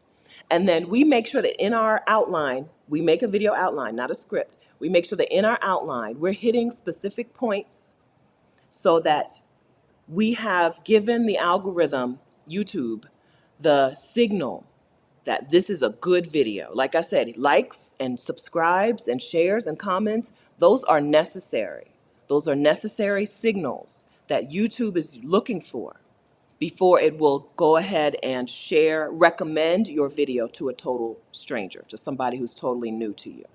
Okay? I don't know what I said, but it was good. Okay? Excellent point. Fantastic point. What was the point? What did I say? It's the same stuff. I say the same stuff all the time. Okay? Yeah. This is what I teach. Get found on YouTube, vicarious.com/getfound. YouTube Success Challenge. If you want community and you want some group coaching from me included, vicarious.com/challenge. Okay? But Get Found is the same information. You can do it now. You don't have to wait till December 11th. And you won't have me yelling at you about making your video. You can make your video on your own time, which I hope is right away. Artwork Insight says, I took the YouTube challenge and the bullying worked. Yeah, same with the Get Found on YouTube challenge that Rashida and I just finished this week. We just finished coaching a group of women in the Get Your Next 3 Clients challenge. Sometimes you just have to say, look, everybody else is doing theirs. You have to do your assignment. You have to do it. Okay? You paid for it. You paid to do it. I hope you do, Josette. I hope you do. Josette you told us the name of your skincare line before. You can't drop the link, but you can tell us the name of your skincare line. Listen, YouTube marketing changed my life. I just told y'all I expect most of my products, most of my offers to have $46,000 months next year. Not House Sitter School. House Sitter School and Trusted House Sitters combined, to me, they're one. My Trusted House Sitters affiliate commission plus House Sitter School commission plus House Sitter School go together. I don't know that that's possible. I don't know that $46,000 in 1 month is possible there, right? We're talking more like $4,000, right? But the other things that I offer, my book, the summit, um, YouTube, my YouTube coaching, they can each have a $46,000 month. I can make enough, as much from each one of them in a month, in one of the months of the year, or two or three, than I made in a full year working as a pharmacy technician during flu season, running up and down them hallways, making IVs, sweating, right? I can make as much from these things, and some of them don't even require me. Like Get Found on YouTube doesn't even require me to be there, right? Get Found on YouTube Masterclass, it's recorded, it's done, right? The reason that these things happen is that I have a YouTube channel where I've made videos that the algorithm understands who they're for. Because I say it, for Black women, for Black women expats, for Black women moving abroad, for Black women embracing ease, for Black women entrepreneurs. I say those words out loud, and the algorithm is like, oh, I know some of them. I know. Let me suggest, right? YouTube changed my business. My business wouldn't be what it was, even if we had made a virtual summit. Some of y'all have attended some virtual summits or run some virtual summits without YouTube marketing behind it. Some of these things could still exist. The Exodus Summit community and virtual summit could still exist, and the meetups without YouTube marketing behind it. But I wouldn't be talking about no $46,000 a month. Wait until I get to $46,000 weeks. I mean, wait. Wait until there are $46,000 weeks rolling by. That's not happening without YouTube. I don't know. Show me how it would be possible without YouTube. You can do things a more difficult way. You can get one client, one customer at a time. You could DM people. You could ask people for referrals, which you should. We should be asking people for referrals, right? Refer a friend. You should be doing that. You can get one, but you can stick to the one customer at a time, one new customer at a time growth. Or you can get the power of YouTube. I don't remember how many people are on YouTube every month. I want to say, what is the number? 800 million people every month watch a YouTube video? I used to know that number because I used to say it in my marketing. You could get the power of YouTube. Every person who is your desired customer is already watching YouTube. This is not just for you, Josette, but I get excited about this. YouTube changed my life, okay? That's why I teach it. Even without teaching YouTube, I'm making good money, right? Even some people are making good money teaching you how to do a thing that they've never done. That's the thing I don't care for. I don't care for. I told you, Trusted House Sitters refer affiliate link plus House Sitter School. I can get $4,000 a month from those, right? That alone, right? The Exodus Summit community, good money, right? That's a 7-figure summit. Good money from that. But some people are teaching how to do things when they've never done it. All they've taught is how to do it. You see the difference? Some people will teach you how to do something when all they've ever known is how to do it. They've never done it. I've done it, right? I've got basically 3 separate businesses going right now. I divide my stuff into 2 businesses, and then the Exodus Summit is separate, right? I've got 3 separate businesses going, and only one of them is revolving around. Only one of them is YouTube, how to focused, how to do YouTube and make money focused, right? The other 2, the original 2, the first 2, are something very specific. How to take a career break or house sit or bop around, right? Those are very separate from how to make money. I'm very wary of people who only coach how to make money without having made money doing something else first. Another group of people who I follow and like to learn from on the internet who may or may not be good people, I don't know if they are or not, is Alex and Leila Hormozi. I trust them when they talk about making money and marketing and stuff, growing a business, because they've grown businesses. One is like they were really big in the gym business, right? You see my face. I'm like, gyms? What is that? I don't know. A gym? I don't know her. But the gym, they were big in the gym business. So when they talk about business stuff and marketing stuff, I'm like, yeah, they've done it. Be cautious about learning from people who haven't done the thing, except for through teaching people how to do the thing, right? They had to, I want my coaches to have done the thing. I'm so excited to meet with this woman on Monday because she had a publishing business. She ran a publishing company. I'm learning now. I had to Google her. I heard her on a podcast and I was like, let me book a call with her. But she ran a publishing business, uh, sold her shares or whatever, and she's like living retired now. She works when she wants to, right? She's living my dream, and so I'm paying her to coach me or mentor me or teach me some stuff. I wouldn't want somebody teaching book stuff who's never run a book publishing business, right? You might know it, but I don't know if you know it. Okay, all right, Josette. Okay, so all of that, the last, I don't know how many minutes that was to convince you to start a YouTube channel. Even if you don't want me to coach you on YouTube stuff. YouTube, every client that you want is watching YouTube. She's just not watching you yet because you don't have a channel. Every client you want is watching YouTube, so that's where you should be. You could try other things too. Some of your clients are out in the real world, right? Maybe you want to set up tables at some stuff, right? But you can get some clients that way. But every single client you want is watching YouTube. Okay, all right. I talked myself into a headache. I can't wear puffs for too long. My puff is too tight. Faith, you cannot underestimate the benefit of having your own audience. I can't tell you. I was in coaching with I have my coach Zoe, who is the Exodus Collective on YouTube and Instagram. I was in a group coaching session with her this week, and we were talking about my book, which I promise is coming much sooner than you probably think based on the fact that I'm not talking about it right now. But it's coming very, very, very, very soon.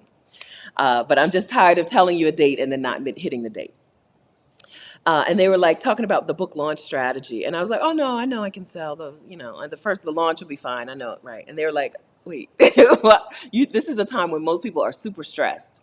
You're not stressed. It's because I have an amazing audience, relevant audience of people who I know, some of y'all will buy my book. And so I don't have to stress about that kind of stuff. Building an audience in the business world, it's critical. It's critical. Building a community in the business world is what an amazing surprise. What a pleasant surprise. Being a business with a community of people, a cult. We may or may not have been called a cult a time or two.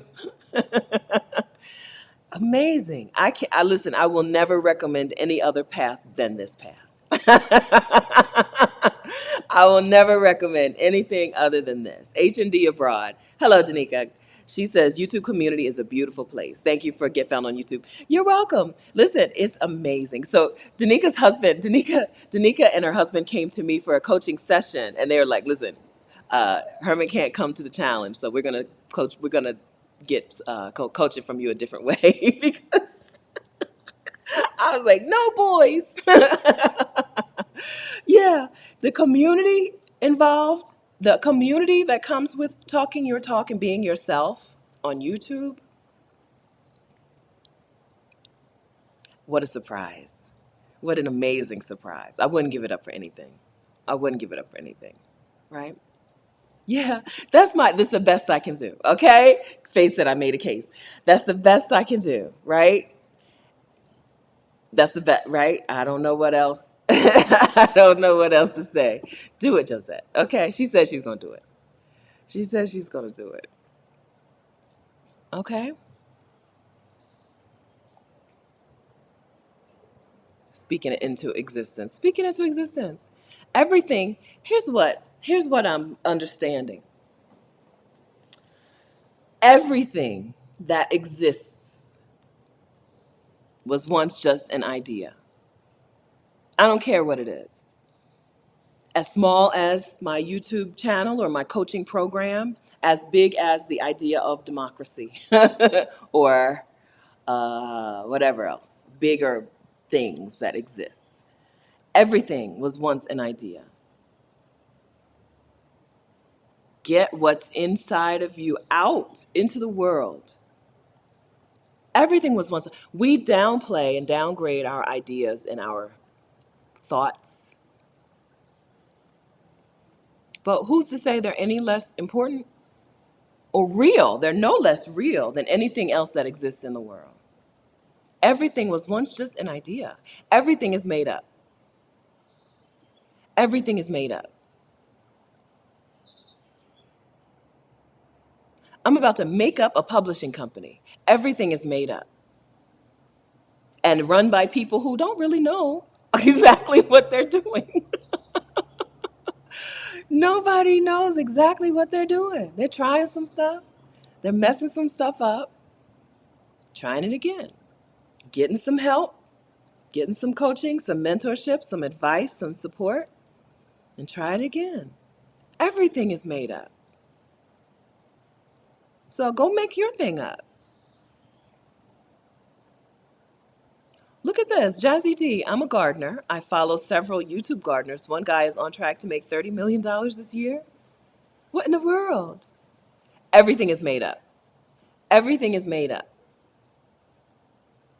Years ago on this channel, we took the ceiling off. We took the roof off of what's possible for us. We've been done that. If you're new here, do that. Start there. Take the roof off of what's possible. As a pharmacy technician, there was a real roof, a real ceiling on how much money I could make. Real ceiling. No matter how good I got at being a pharmacy tech, no matter how many hours I work, because there's only so many hours in a day. There's a definite ceiling on how much money I could make. And that's probably the same in most jobs. Most jobs, there's a ceiling on how much you can make. When you leave the job and you do the thing for yourself in your own way, you may very well be taking the ceiling off of what's possible for you. I did it. I'm telling you, the idea of even making $46,000 a year on the internet back in 2019 was crazy. I think in 2019 I made $700 total. You heard me? I think that's what I remember. It may be $1,700 total. Because I stopped virtual assistant work. I started YouTube one-on-one coaching. I started YouTube calls and one-on-one house sitter calls, right? I charged $20 for a one-on-one house sitter call. My YouTube channel wasn't monetized. I think in 2019 I made $700.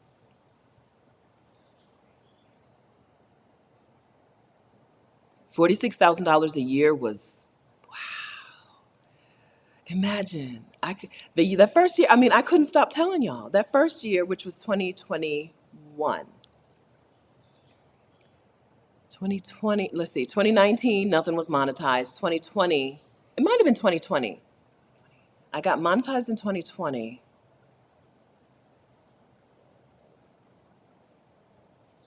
House sitter school and monetization. It may have been 2020. The first year, I made almost $46,000 that year. I couldn't stop telling y'all. I couldn't believe it. I couldn't believe $46,000 in a year. from YouTube and coaching and affiliate sales. Now, listen, I fully expect $46,000 a month. I fully expect, right? We taking the ceilings off. We're taking the ceiling off. How do you book a call with me? Vicarious.com/call me. I do now, I've cut out one type of phone call. Okay, so I've cut out house sitting and sabbatical phone calls. I used to do house sitting and sabbatical phone calls, and then I did YouTube and online business phone calls. I now only do the online business one-on-one coaching. I do house sitting group coaching, but I haven't set that up properly yet. Okay, so if you want a house sitting call with me, it's not going to happen. But if you want a YouTube channel or a business call with me, vicarious.com/call me. Some things that we can do. We can work on your YouTube channel, right? YouTube strategy, YouTube video ideas, YouTube content calendar. We can work on your offer if you have an actual thing that you sell for money, a product or service, or you have an idea for something. We can get clear on what your actual offer is. We can work on your sales funnel. How will you move people from your free thing into your offer, maybe into another higher offer? We can work on your sales funnel. Those are three things that I do and know how to do and can support you in doing. I don't have any experience with physical products. I'm not the coach for somebody who sells physical products. I'm not the coach for you if you want your YouTube channels to be faceless, like, you know, it's a YouTube channel of ASMR videos or something. I'm not the coach for you for that either. I'm the coach for you if your YouTube channel talks to an audience, to bring that audience into your community or into your service or your product, but not faceless, like, other types of, you know what I'm talking about, those anonymous channels. As you can see, I don't know how to be anonymous. Vicarious.com/call me is the link.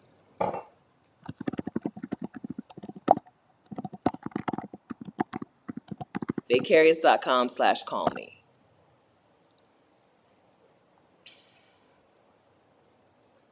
All right. Yeah. Yeah. Yeah.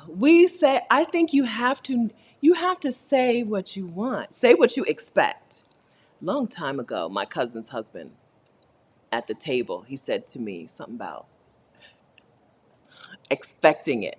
Not just we have to expect it. I wish I could remember what Ray said. But it did affect me for quite a while. But right now, I can't remember the exact way that he said it. But all the gist of it was, you don't just want something. You have to expect it. You're going to operate differently if you expect it. Now that I expect these things, I'm doing some things in my business that I probably wouldn't do if I didn't think 46K per month was realistic, right? I wouldn't even try. Expect some things. It'll come back to me later. Because I remember sitting at the table, Annette and Ray, sitting at in my parents' house, and I remember what he was saying, but I don't remember specifically what he said. Yeah, community. What I think is the thing that there's a shortage, right? There's a shortage, which is why every time we get together, I tell you, join the Exodus Summit community. Go to the events tab. Look for some people. Get to know them. In the real world, sit across from them at a table. The best things, I don't know if we're going to do a real wrap-up video of 2023, but the best parts of my year have been with y'all, face to face. I got to spend time with big groups of you, with small groups of you, with just the Exodus Summit team and our moms. And looked at like a variety of different things. Got to spend time with Clarice, who works with me and works for me. I got to spend time with her as a fun person, instead of just a person who we work together. We do work together. I got to go to huge Exodus Summit meetups. 100 people is huge. It's hard to have a conversation with 100 people. Some people left the meetup in Morocco when most of the people left, but there was still a handful of us still in the hotel for the last day after. I was like, finally, we get to talk. Girl, we've been together for 4 or 5 days, but this is our first chance to really talk. I've been to huge meetups. I've been to at tables with just one or three or four of you. I've been at tables with 20 and 30 of you, where the restaurant was like, listen, how many of y'all are coming? I hope this is it. Houston had a great turnout. Panama City, Panama had a great turnout. My favorite parts of the year have been in community with us. My favorite parts. We need more of that. I'm prescribing that for all of us. I don't think it's just me. We need all of us.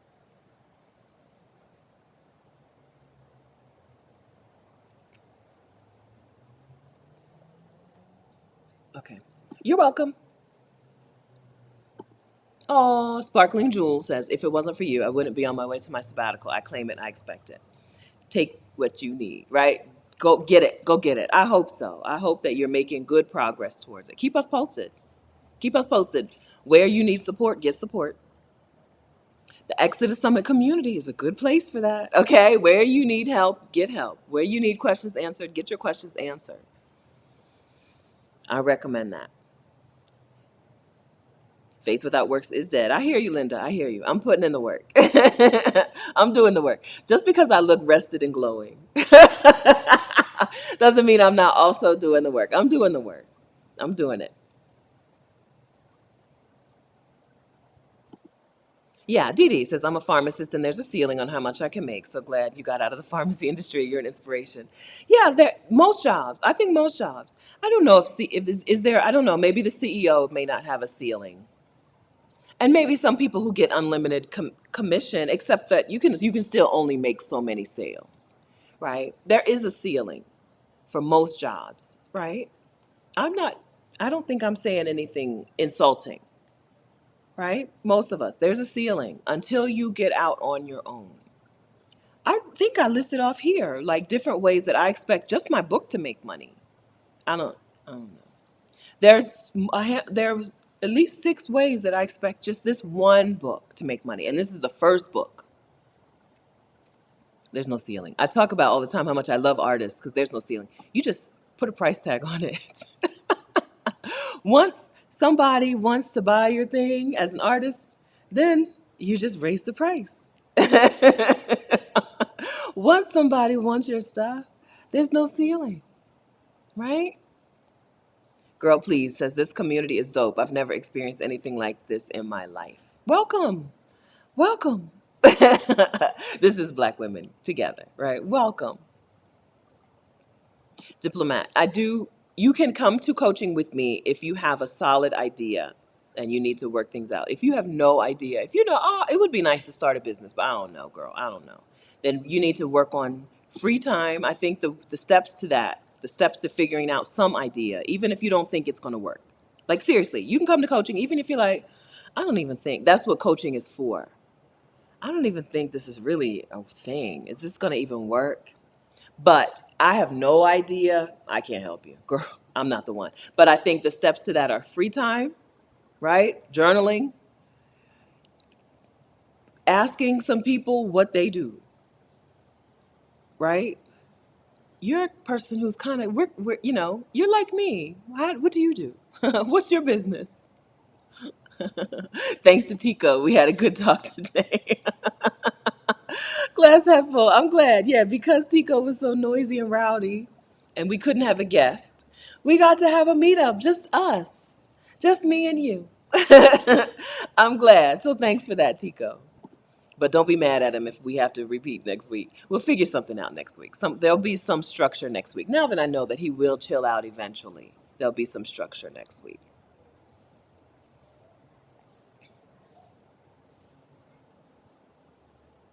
He's a Bible dude. He's a Bible dude. He's my cousin's husband. But yeah, he's my cousin's husband. Yeah, my mom's cousin. My mom's cousin, which would make her my second cousin. Is that? I don't understand the cousin wording of things, but she's also my cousin.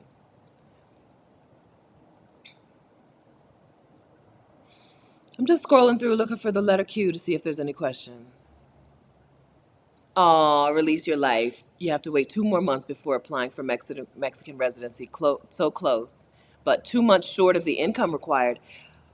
Okay, watch Adelia's recent, either the video that just came out or a video that the next video. So the residency income requirement is going up.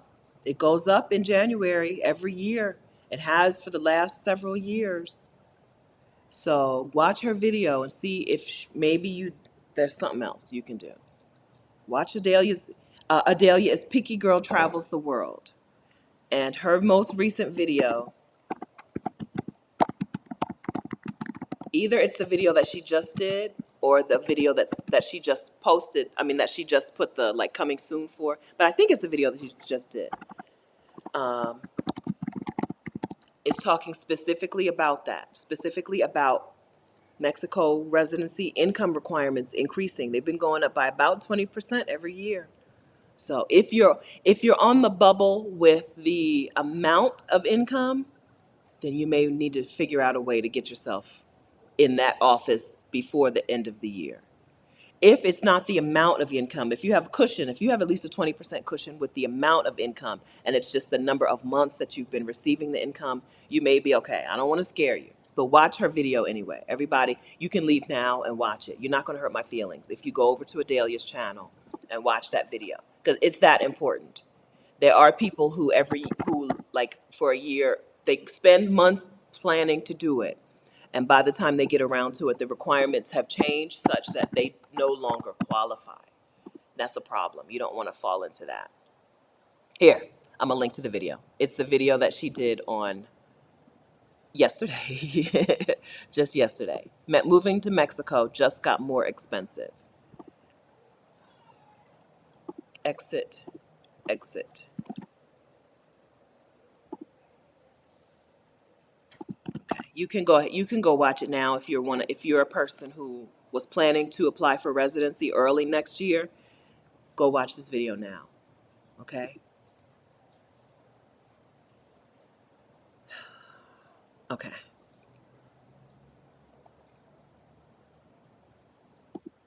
You have the amount. Okay, good. Okay. Yeah, I don't know. I don't know. I'm also a great aunt, which is so stupid. Why would you call her that? Why would you want to be called a great aunt? Why didn't they call it like second aunt? If we have second cousins, why don't we have second aunts? Why would I be a great aunt? I hate that. So stupid. I hate that title. I hate it. No, Auntie Lou, your Trusted House Sitters references write something for you to put on your profile. Your Trusted House Sitters references are doing it in writing. Donna, did I discuss the YouTube community group? No, because I don't talk about that very much on the internet. So after you do some YouTube coaching with me, or after you take my YouTube challenge, if you're a Black woman and you have a business that is related to your YouTube channel, you get invited into my YouTube coaching community, which is called YouTube Success Society. That community, you have to have done some YouTube coaching with me before. We don't start from the beginning there, right? It's not a start from the beginning community. But we do business stuff. So we talk YouTube stuff and we talk business stuff like sales funnel, like email marketing. YouTube Success Society is only for people who've done the challenge with me, um, or who have come to individual coaching with me. Kat, I think you know that I don't explore places. I think you know that. I've barely left the house, okay? I don't do that. I am a homebody. I am a hermit. No.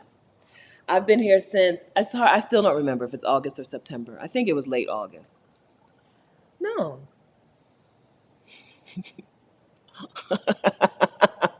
That's not what I do. I've explored the house. No.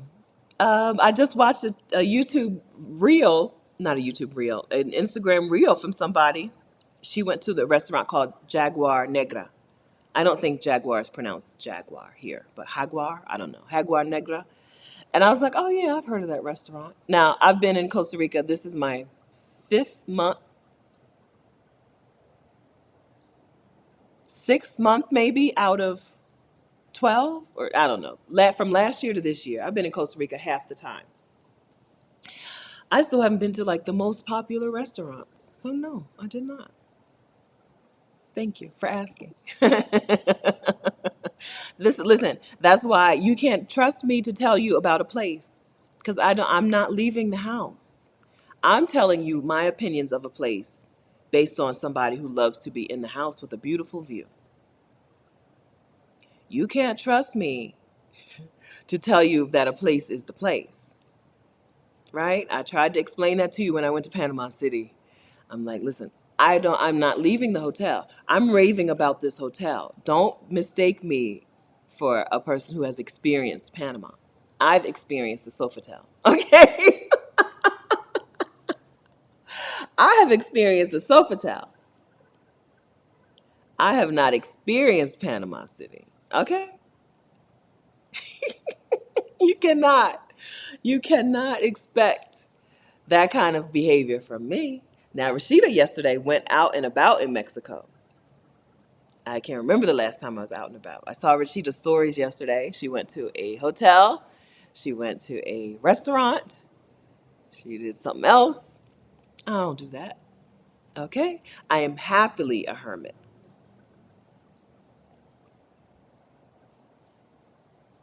So the good news is I don't feel bad about it because there's not a whole lot to do here. In San Jose, there's not a whole lot to do.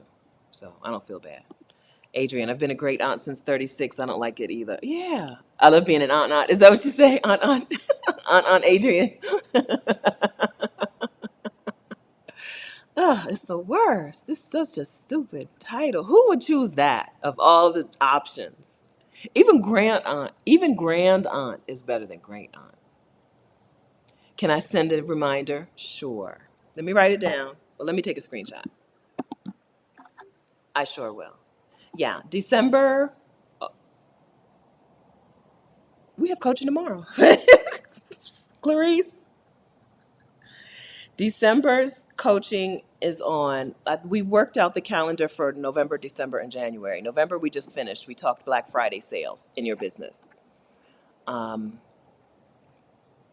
where's the easiest place to find my list of what we're doing? December, I believe, is something about email marketing. And then January, we're doing our YouTube content calendars, at least for the quarter, for the first quarter of the year. We meet the first Sunday of the month at 3 p.m. Eastern Time. And then there's a tech help the next Monday after we meet. Clarice is available for tech help or whatever. Tech help is very loose, whatever you call tech help. Something that you think she can help you with that I can't. Clarice has a special skill set that I don't have.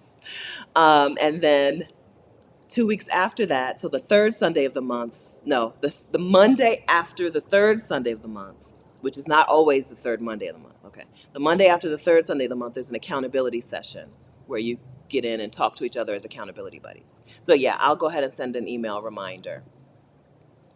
An email invitation to the alumni.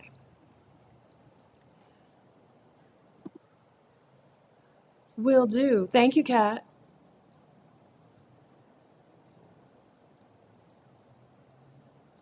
Oh, hi, Latanya. Latanya says we connected just after when I first left my 9 to 5. 5 months later, happy 5 months. Congratulations. I'm just feeling rested and restored after a toxic job situation, but now I'm ready. No ceiling. Thank you for all you do. You're very welcome. I'm so glad that you did it, right? I'm so glad that you understand that it takes time, that the rest, that the healing, that the restoration take time. All right, this is not a 2 day. It didn't take you 2 days to get to the point that you're at. It's not going to take you 2 days to recover, to heal. So I'm so glad about that. Dr. Kimani, who is Lifting as We Climb, Consulting Wellness Services. Her YouTube channel is about healing after leaving a toxic job. Dr. Kimani, let me drop the link because it is a name. That name is a mouthful, okay? Lifting as We Climb, Consulting Wellness Services is her YouTube channel. Copy, paste. Her channel is on healing after leaving a toxic job, or while and preparing to leave as well. Um, yes, it takes time. It takes time. That's why we talk so much. Here's Kimani. That's why we talk so much about taking the steps to get out, because you want to start as soon as you can, right? You want to get yourself out of the toxic situation as soon as you can, because the toxin, it stays in your body for quite a while, right? In your spirit for quite a while, in your mind for quite a while. So get out as ASAP. Get out as soon as you can, so that you can start that healing. Okay, 5 months. I'm so glad. Okay, but I'm so glad that you've done this. I'm so glad that it was worth it. What I'm reading is that you're worth it, that you felt like it was worthwhile. I'm so glad that you felt that it was worthwhile. Hey, Kamani, saw my question.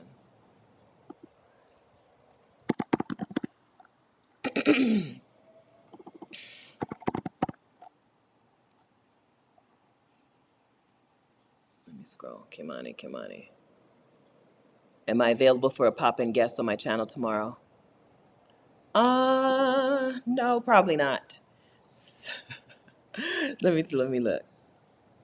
Sunday is, I don't like to work that late in the day on Sunday. Yeah, we have group coaching. Uh,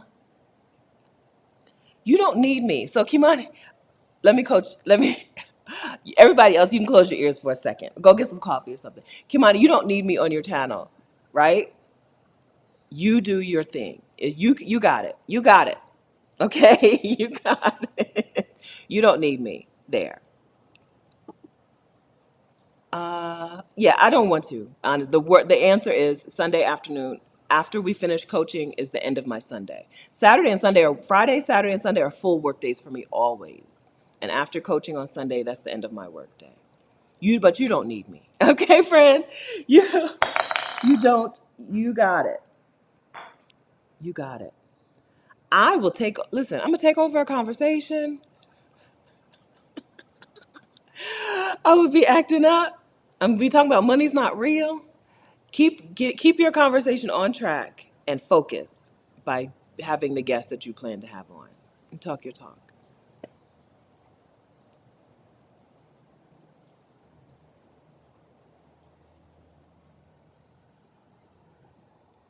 Hello, Black Tornado. That's a new name. Welcome. Hi, friends. All right. How did we do getting through the questions? Let me see. Let me just put the letter Q in and see what I missed. How did we do?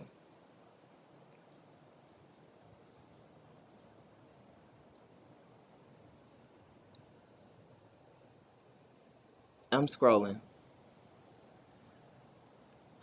Pop back in. Costa Rica. The book. My book is called Job Detox, a framework for Black women to stop striving and get free.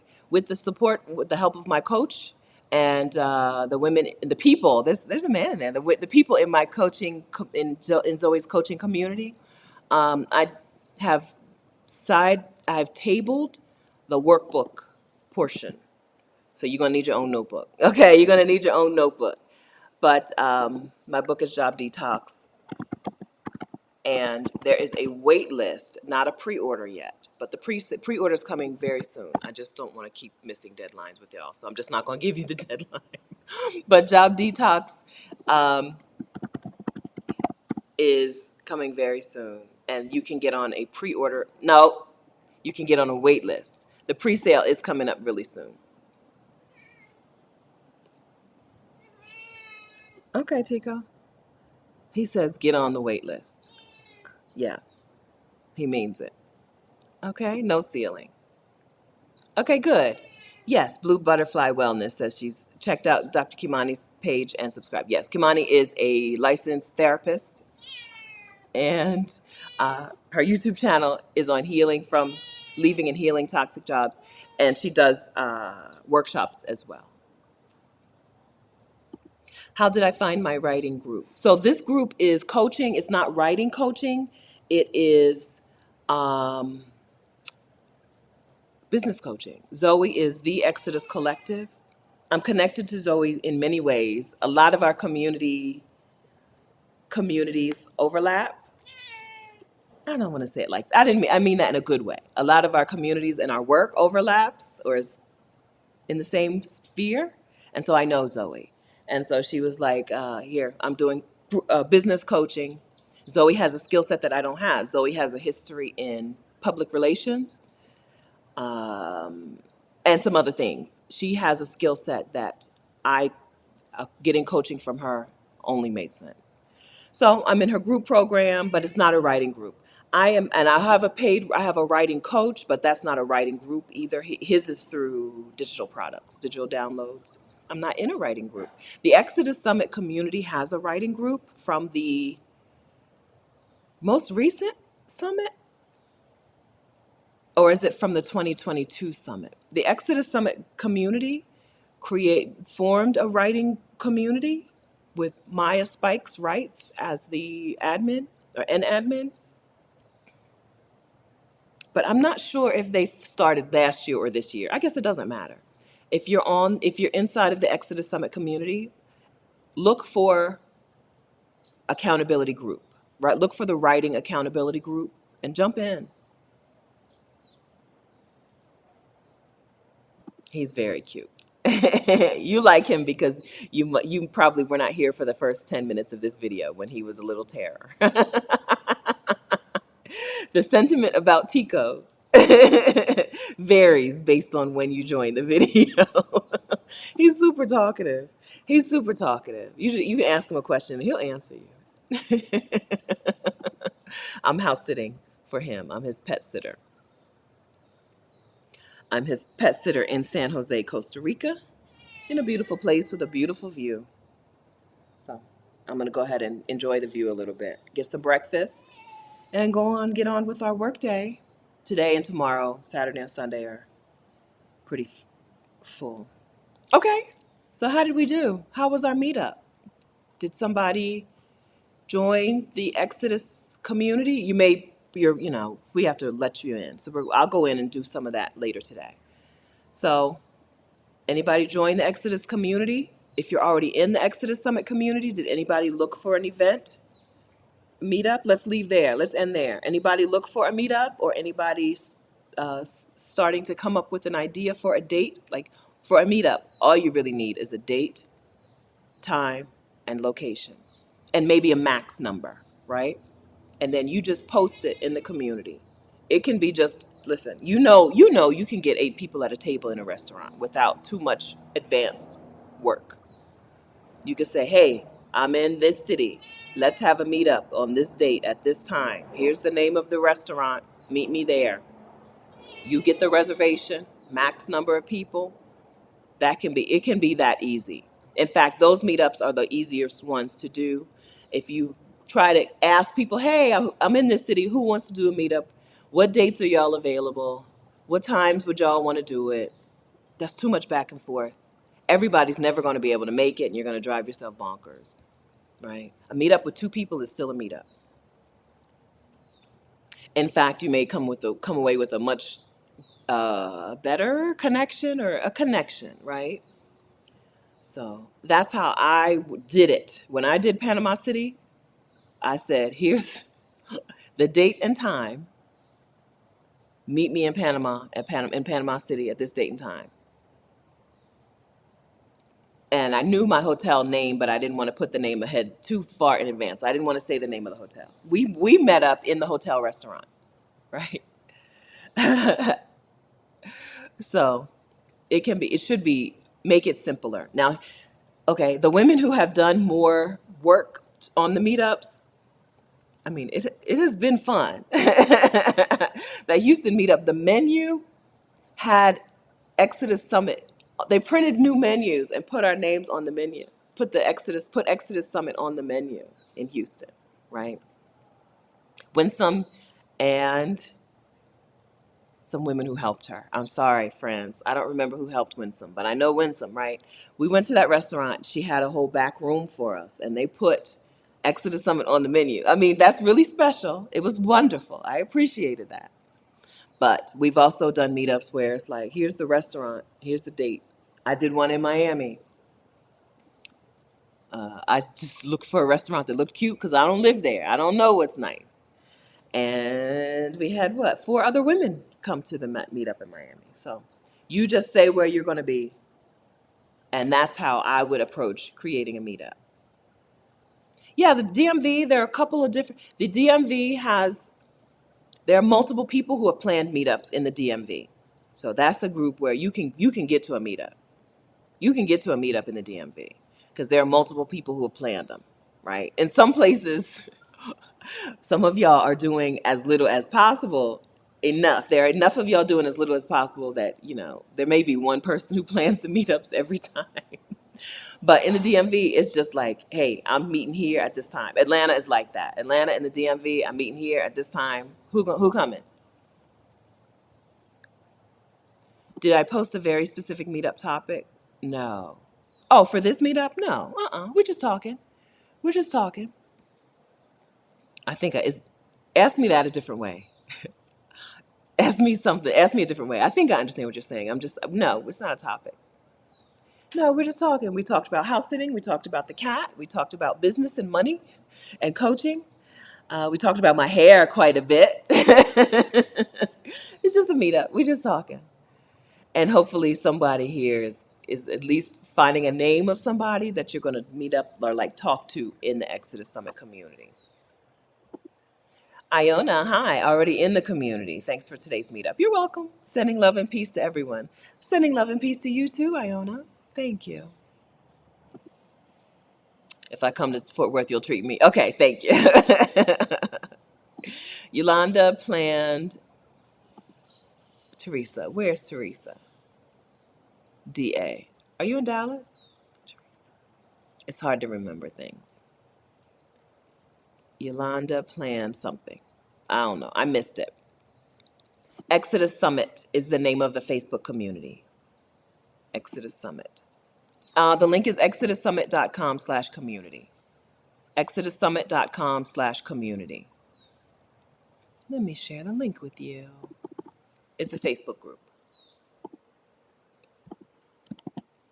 Enter. Boom, boom. Okay. Yolanda planned a Dallas meetup when she was on a house sit. There were about 8 of us, and we had a lovely time. I think I saw the pictures. Yes, indeed. Yeah, right? For 8 people, that can just be just a restaurant, a plain old restaurant reservation, right? Now, 24 people, 40 people, like some of the Atlanta meetups, that's a little different. But you can just say 8 people, max, cap it, right? I'll catch y'all on the flip side. Catch the rest of y'all another time. Because some of y'all's restaurants, we talked about this. In Atlanta, them restaurants don't like you. And so it's hard to do things in restaurants in Atlanta. It's hard. Houston, Winsome had a difficult time, but I think it paid off. It was worth it. Houston was a little challenging as well, but the group in Houston was big. I think we had 24 actual people show up in Houston. And so that means more than that RSVP'd.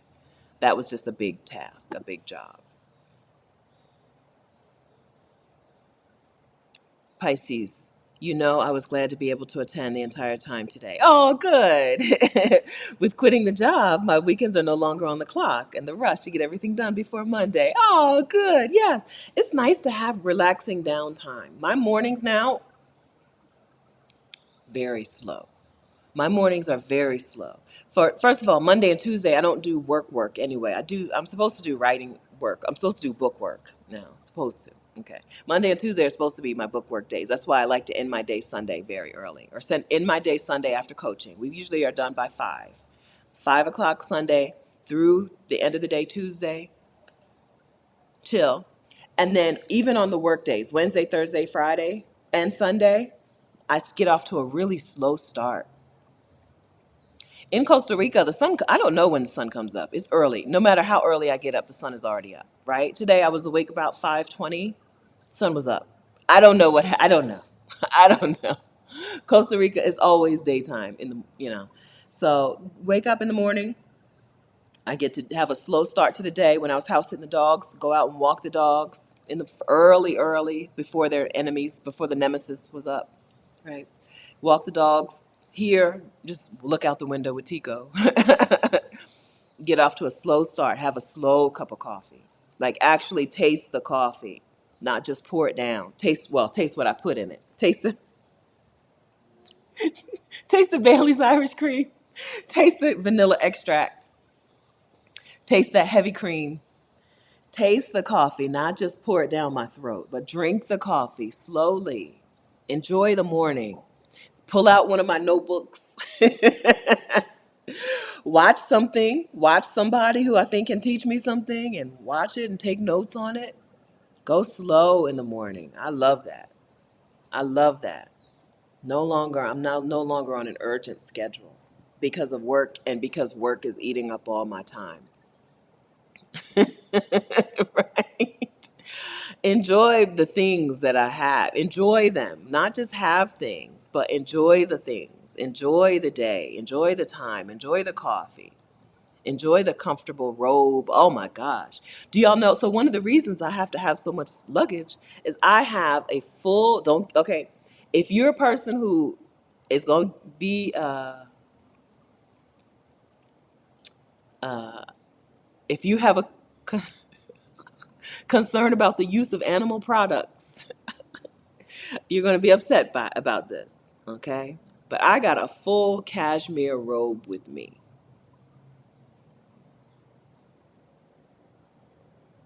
I gets up in the morning. I walks the dogs, and now I don't have to. I take a shower. I put on my cashmere robe, and I drinks my coffee while I looks out at the view on the patio. Your girl bought a cashmere robe. I looked and looked for it forever. Surprisingly difficult to find. I looked and looked for a cashmere robe forever. I'm traveling with a cashmere robe. That's part of the reason I have so much luggage. My stuff is so hard to fit my stuff in my bag. I have sequin shoes that I only wore to the Beyonce concert, and I'll probably never, I don't know when I'll wear them shoes again. Okay, I got a pair of sequin sneakers and a cashmere robe taking up space. Okay, so the animal products people, okay, don't be mad at me. It feels good. That robe feels good. Okay? Take your comfortable stuff with you. Enjoy that comfortable stuff in comfort, slowly, right? Those slow mornings, that's the biggest difference. So I worked night shift for 4 or 5 years. And as soon as I woke up, start the day, right? I think I got to work, most of the time my shift started at 10. Some people started 9:30, some 10, some 11. I'm going to go with most of the time I had to be at work at 10. Right? Wake up about 7, which sounds like there's plenty of time, but I had to do all the stuff that you do in the day from 7 to 9 and then go to work, right? Make and pack the food for the day, walk the dog. Then I was a runner, right? Run. I got to go run for 4 to 6 miles, right? Do all of this stuff. And then go to work the whole day, because by the time the workday is over, I'm ready for bed, right? I got 2 hours to do about 6 hours of living. Everything that other people do after work, right? If you get off work at 5 and you go to bed at 10 or 11, you have 5 hours to do those things. I got 2. It was not a life. But it was a busy start to the day and a rude awakening. It's no matter how long I worked nights, it was hard to wake up. You always woke up in a shock. The alarm goes off and you're like, either it's light outside because it's like summertime, it's 7 o'clock, it's light outside already. And you're like, wait a minute, why is it light outside? Or it's dark outside because it's wintertime and you're waking up, you're like, wait a minute, why is it dark outside? It was always a rude awakening. When I worked night shift, it was always a rude awakening. Even after years when I was used to the schedule, used to it, and used to falling asleep in broad daylight, right? I got used to falling asleep in broad daylight, which was a hard transition. Still, the wake up was always shocking. For 4 years, every day I woke up, what time is it? Why is it light outside already? Why is it dark outside already? Did I miss work? Sucked. That sucked. That sucked. And so I luxuriate in my mornings now. Sometimes I do have an alarm. I hardly ever, my alarm right now is set for 6:20 or 6:30, just because I need to start my day then. But that's not when I wake up. I don't wake up to an alarm anymore. Especially now down here where day starts. Day has already started. Day started at 4:45. Okay, you in the bed at 5:15. You behind. I hardly ever wake up to an alarm, but I do still have an alarm that goes off. But waking up when you're done sleep, I don't wake up until I'm done sleep, and then I don't have to move. I don't have to do stuff for until I feel like it. Most of my work stuff doesn't start until after 10 or 11. I hardly ever do anything before 10 or 11 work, that kind of work related. I do writing and book stuff, and I do learning stuff, but I hardly ever do coaching or like emails and stuff before 10 or so. That feeling, that rude awakening, I know that took some time off my life, right? Even, no matter how much I got used to being awake at night and up in the day, I got used to it. And I could flip in and out, go on a vacation and sleep the right way, right? And then get back right back on schedule. I could do that. I got to that point. But it was always a rude awakening. I always woke up like, what time is it? I'm late. Sucked. It was awful. I don't like to wake up like that.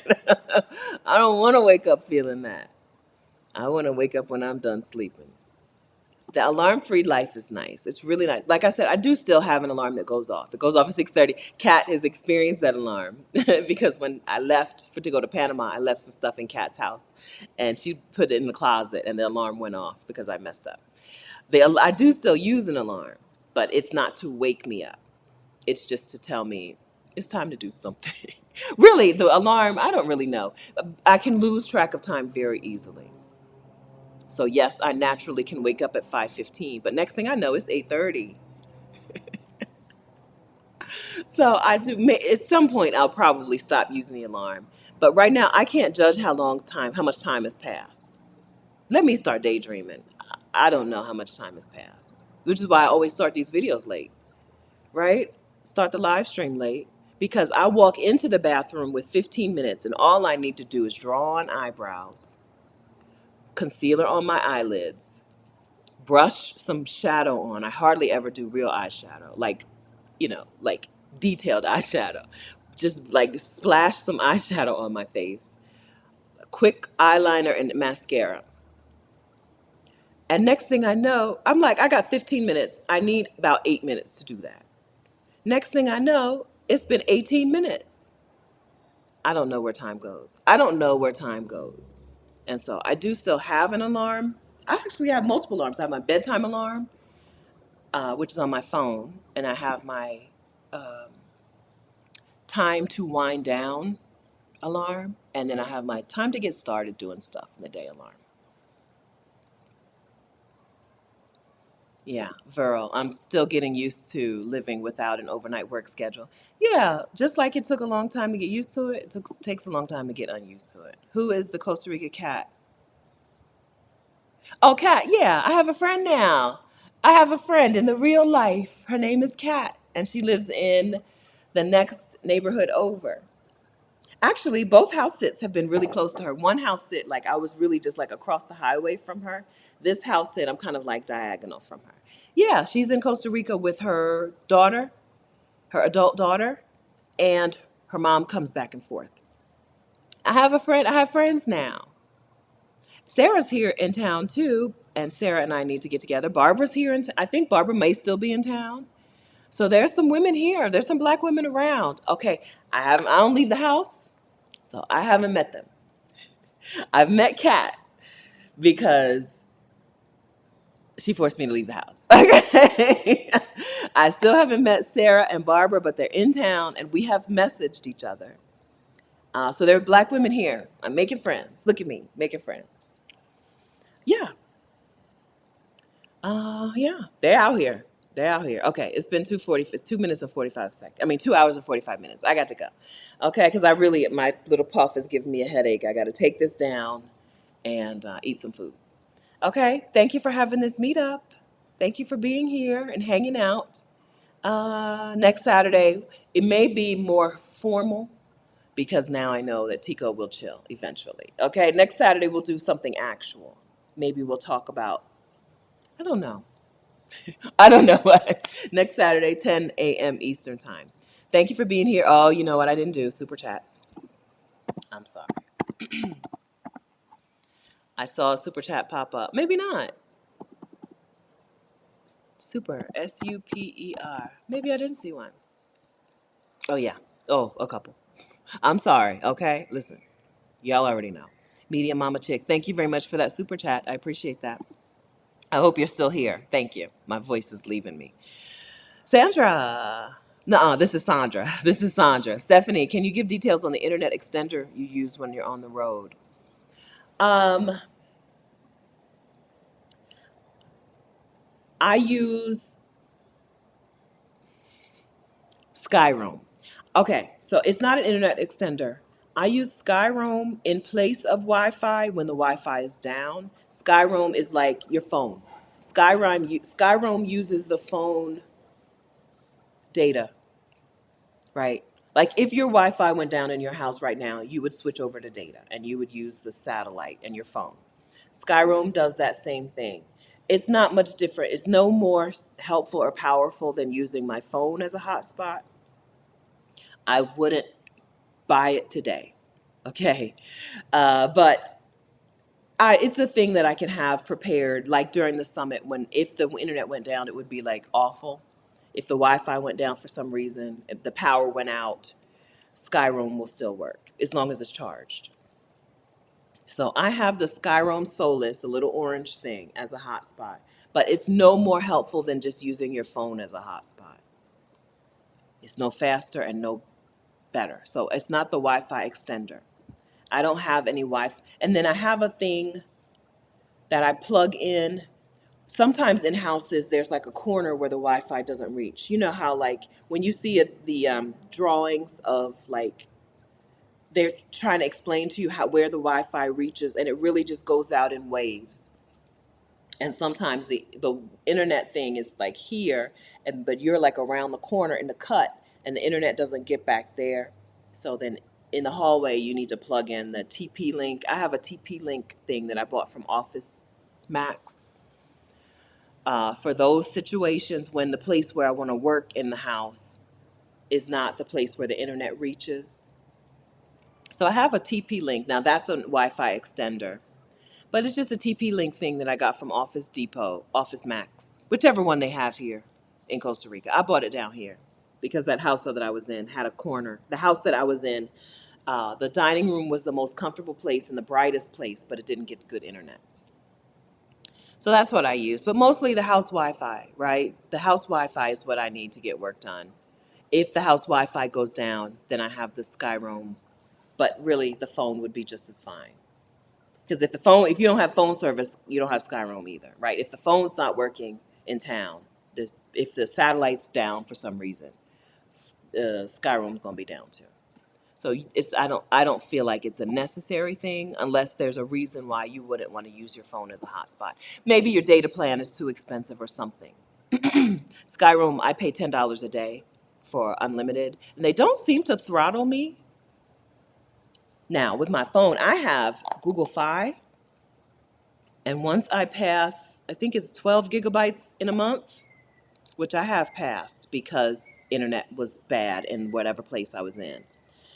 They really throttle me. My internet speed can go from like 50 megabytes per second to like 0.5, where you can't do anything. You can't watch a YouTube video. So maybe that's the reason to have Skyroam. I guess that is the reason. That's the reason that I still carry it with me. If my internet goes down or my power goes down, I can use the Skyroam Solus for $10 a day.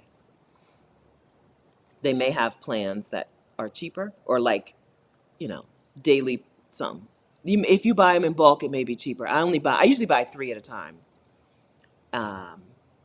because sometimes power is out for significant amounts of time during my workday. Not like, let's think about it. The last time I had the problem was when I stayed in the Desamparados neighborhood here in San Jose. In the Desamparados neighborhood, that power went out all the time, and for like 2, 3, 4 hours in the middle of the day. Just, I don't know. I don't know what's happening. You go outside and the street lights are out. I said, well, let me grab my stuff and go work for McDonald's. I walked down to McDonald's. McDonald's out of power, right? I had to go to Starbucks in the next neighborhood over. I haven't had that problem in the rest of the areas, which is how I decided that was not a neighborhood I could live in. Okay, I hope I answered that. But mostly I'm just on the Wi-Fi in the house. When I get to an Airbnb, before I book it, I need to see a review that says they have good Wi-Fi and that you work from there, right? Somebody else should have left a review that says Wi-Fi was fast enough for me to work from. If not, not, if not the host, just sometimes they just take a screenshot of their internet speed. Some hosts are savvy enough to know how important internet speed is to remote people, remote workers, and digital nomads. Sometimes you'll see they'll take a picture of the internet speed. The house that I went to, the big house that I was renting to try out that neighborhood, when I got there, the internet speed was like 2 megabytes per second. I called the lady and I was like, there's a problem. And she's like, oh no, we have to upgrade. They upgraded it in like minutes. Next thing I know, boom, I'm over, I don't know, 100, whatever. Internet speed in the place is more important to me than trying to figure out ways to work with internet. Just give me fast internet before I even show up there. Still have a super chat question about electrical extenders for wall outlets. Do you carry a lot of those in different countries? Electrical extenders. I have an extension cord. So right now, Costa Rica is on the same cord system as the US, right? Two-pronged cord, like two-pronged plug. The plugs in Costa Rica are the plugs that you have in the US. So I don't need any kind of adapter. I do have an extension cord right here. No, you can't quite see it. I have an extension cord that I have my light plugged into and my laptop plugged into, and I keep an extension cord with me. I always have an extension cord. I had an extension cord. I had that thing. I had the surge protector extension cord, but I left that somewhere, and now I just replaced it with a regular extension cord. Extensions for a while. Do you carry a lot? Okay, and then if you're asking me about the adapter, when I'm in a country where they use a different plug, I usually have two. I have one that's like a universal adapter that I always have with me. And then for most places that I've been, I've just bought another one. So you can have a couple things plugged in. But then with the extension cord or the surge protector, you can have multiple things plugged in at once anyway. I hope that's an answer to your question. Okay, now I got to go for real. All right, thanks for joining in. Thank you for the super chats, friends. I give the super chat money to the Vicarian Sabbatical Fund. So thank you for that. I'll talk to you again next Saturday, 10 Eastern time. I'll do a pre-recorded video sometime this week too. I think the video I'm going to do is on move abroad predictions, maybe. I think that's what I'm going to talk about this week. Okay. Have a wonderful day. Thanks for joining in. Thanks for coming to the meetup. Bye, guys.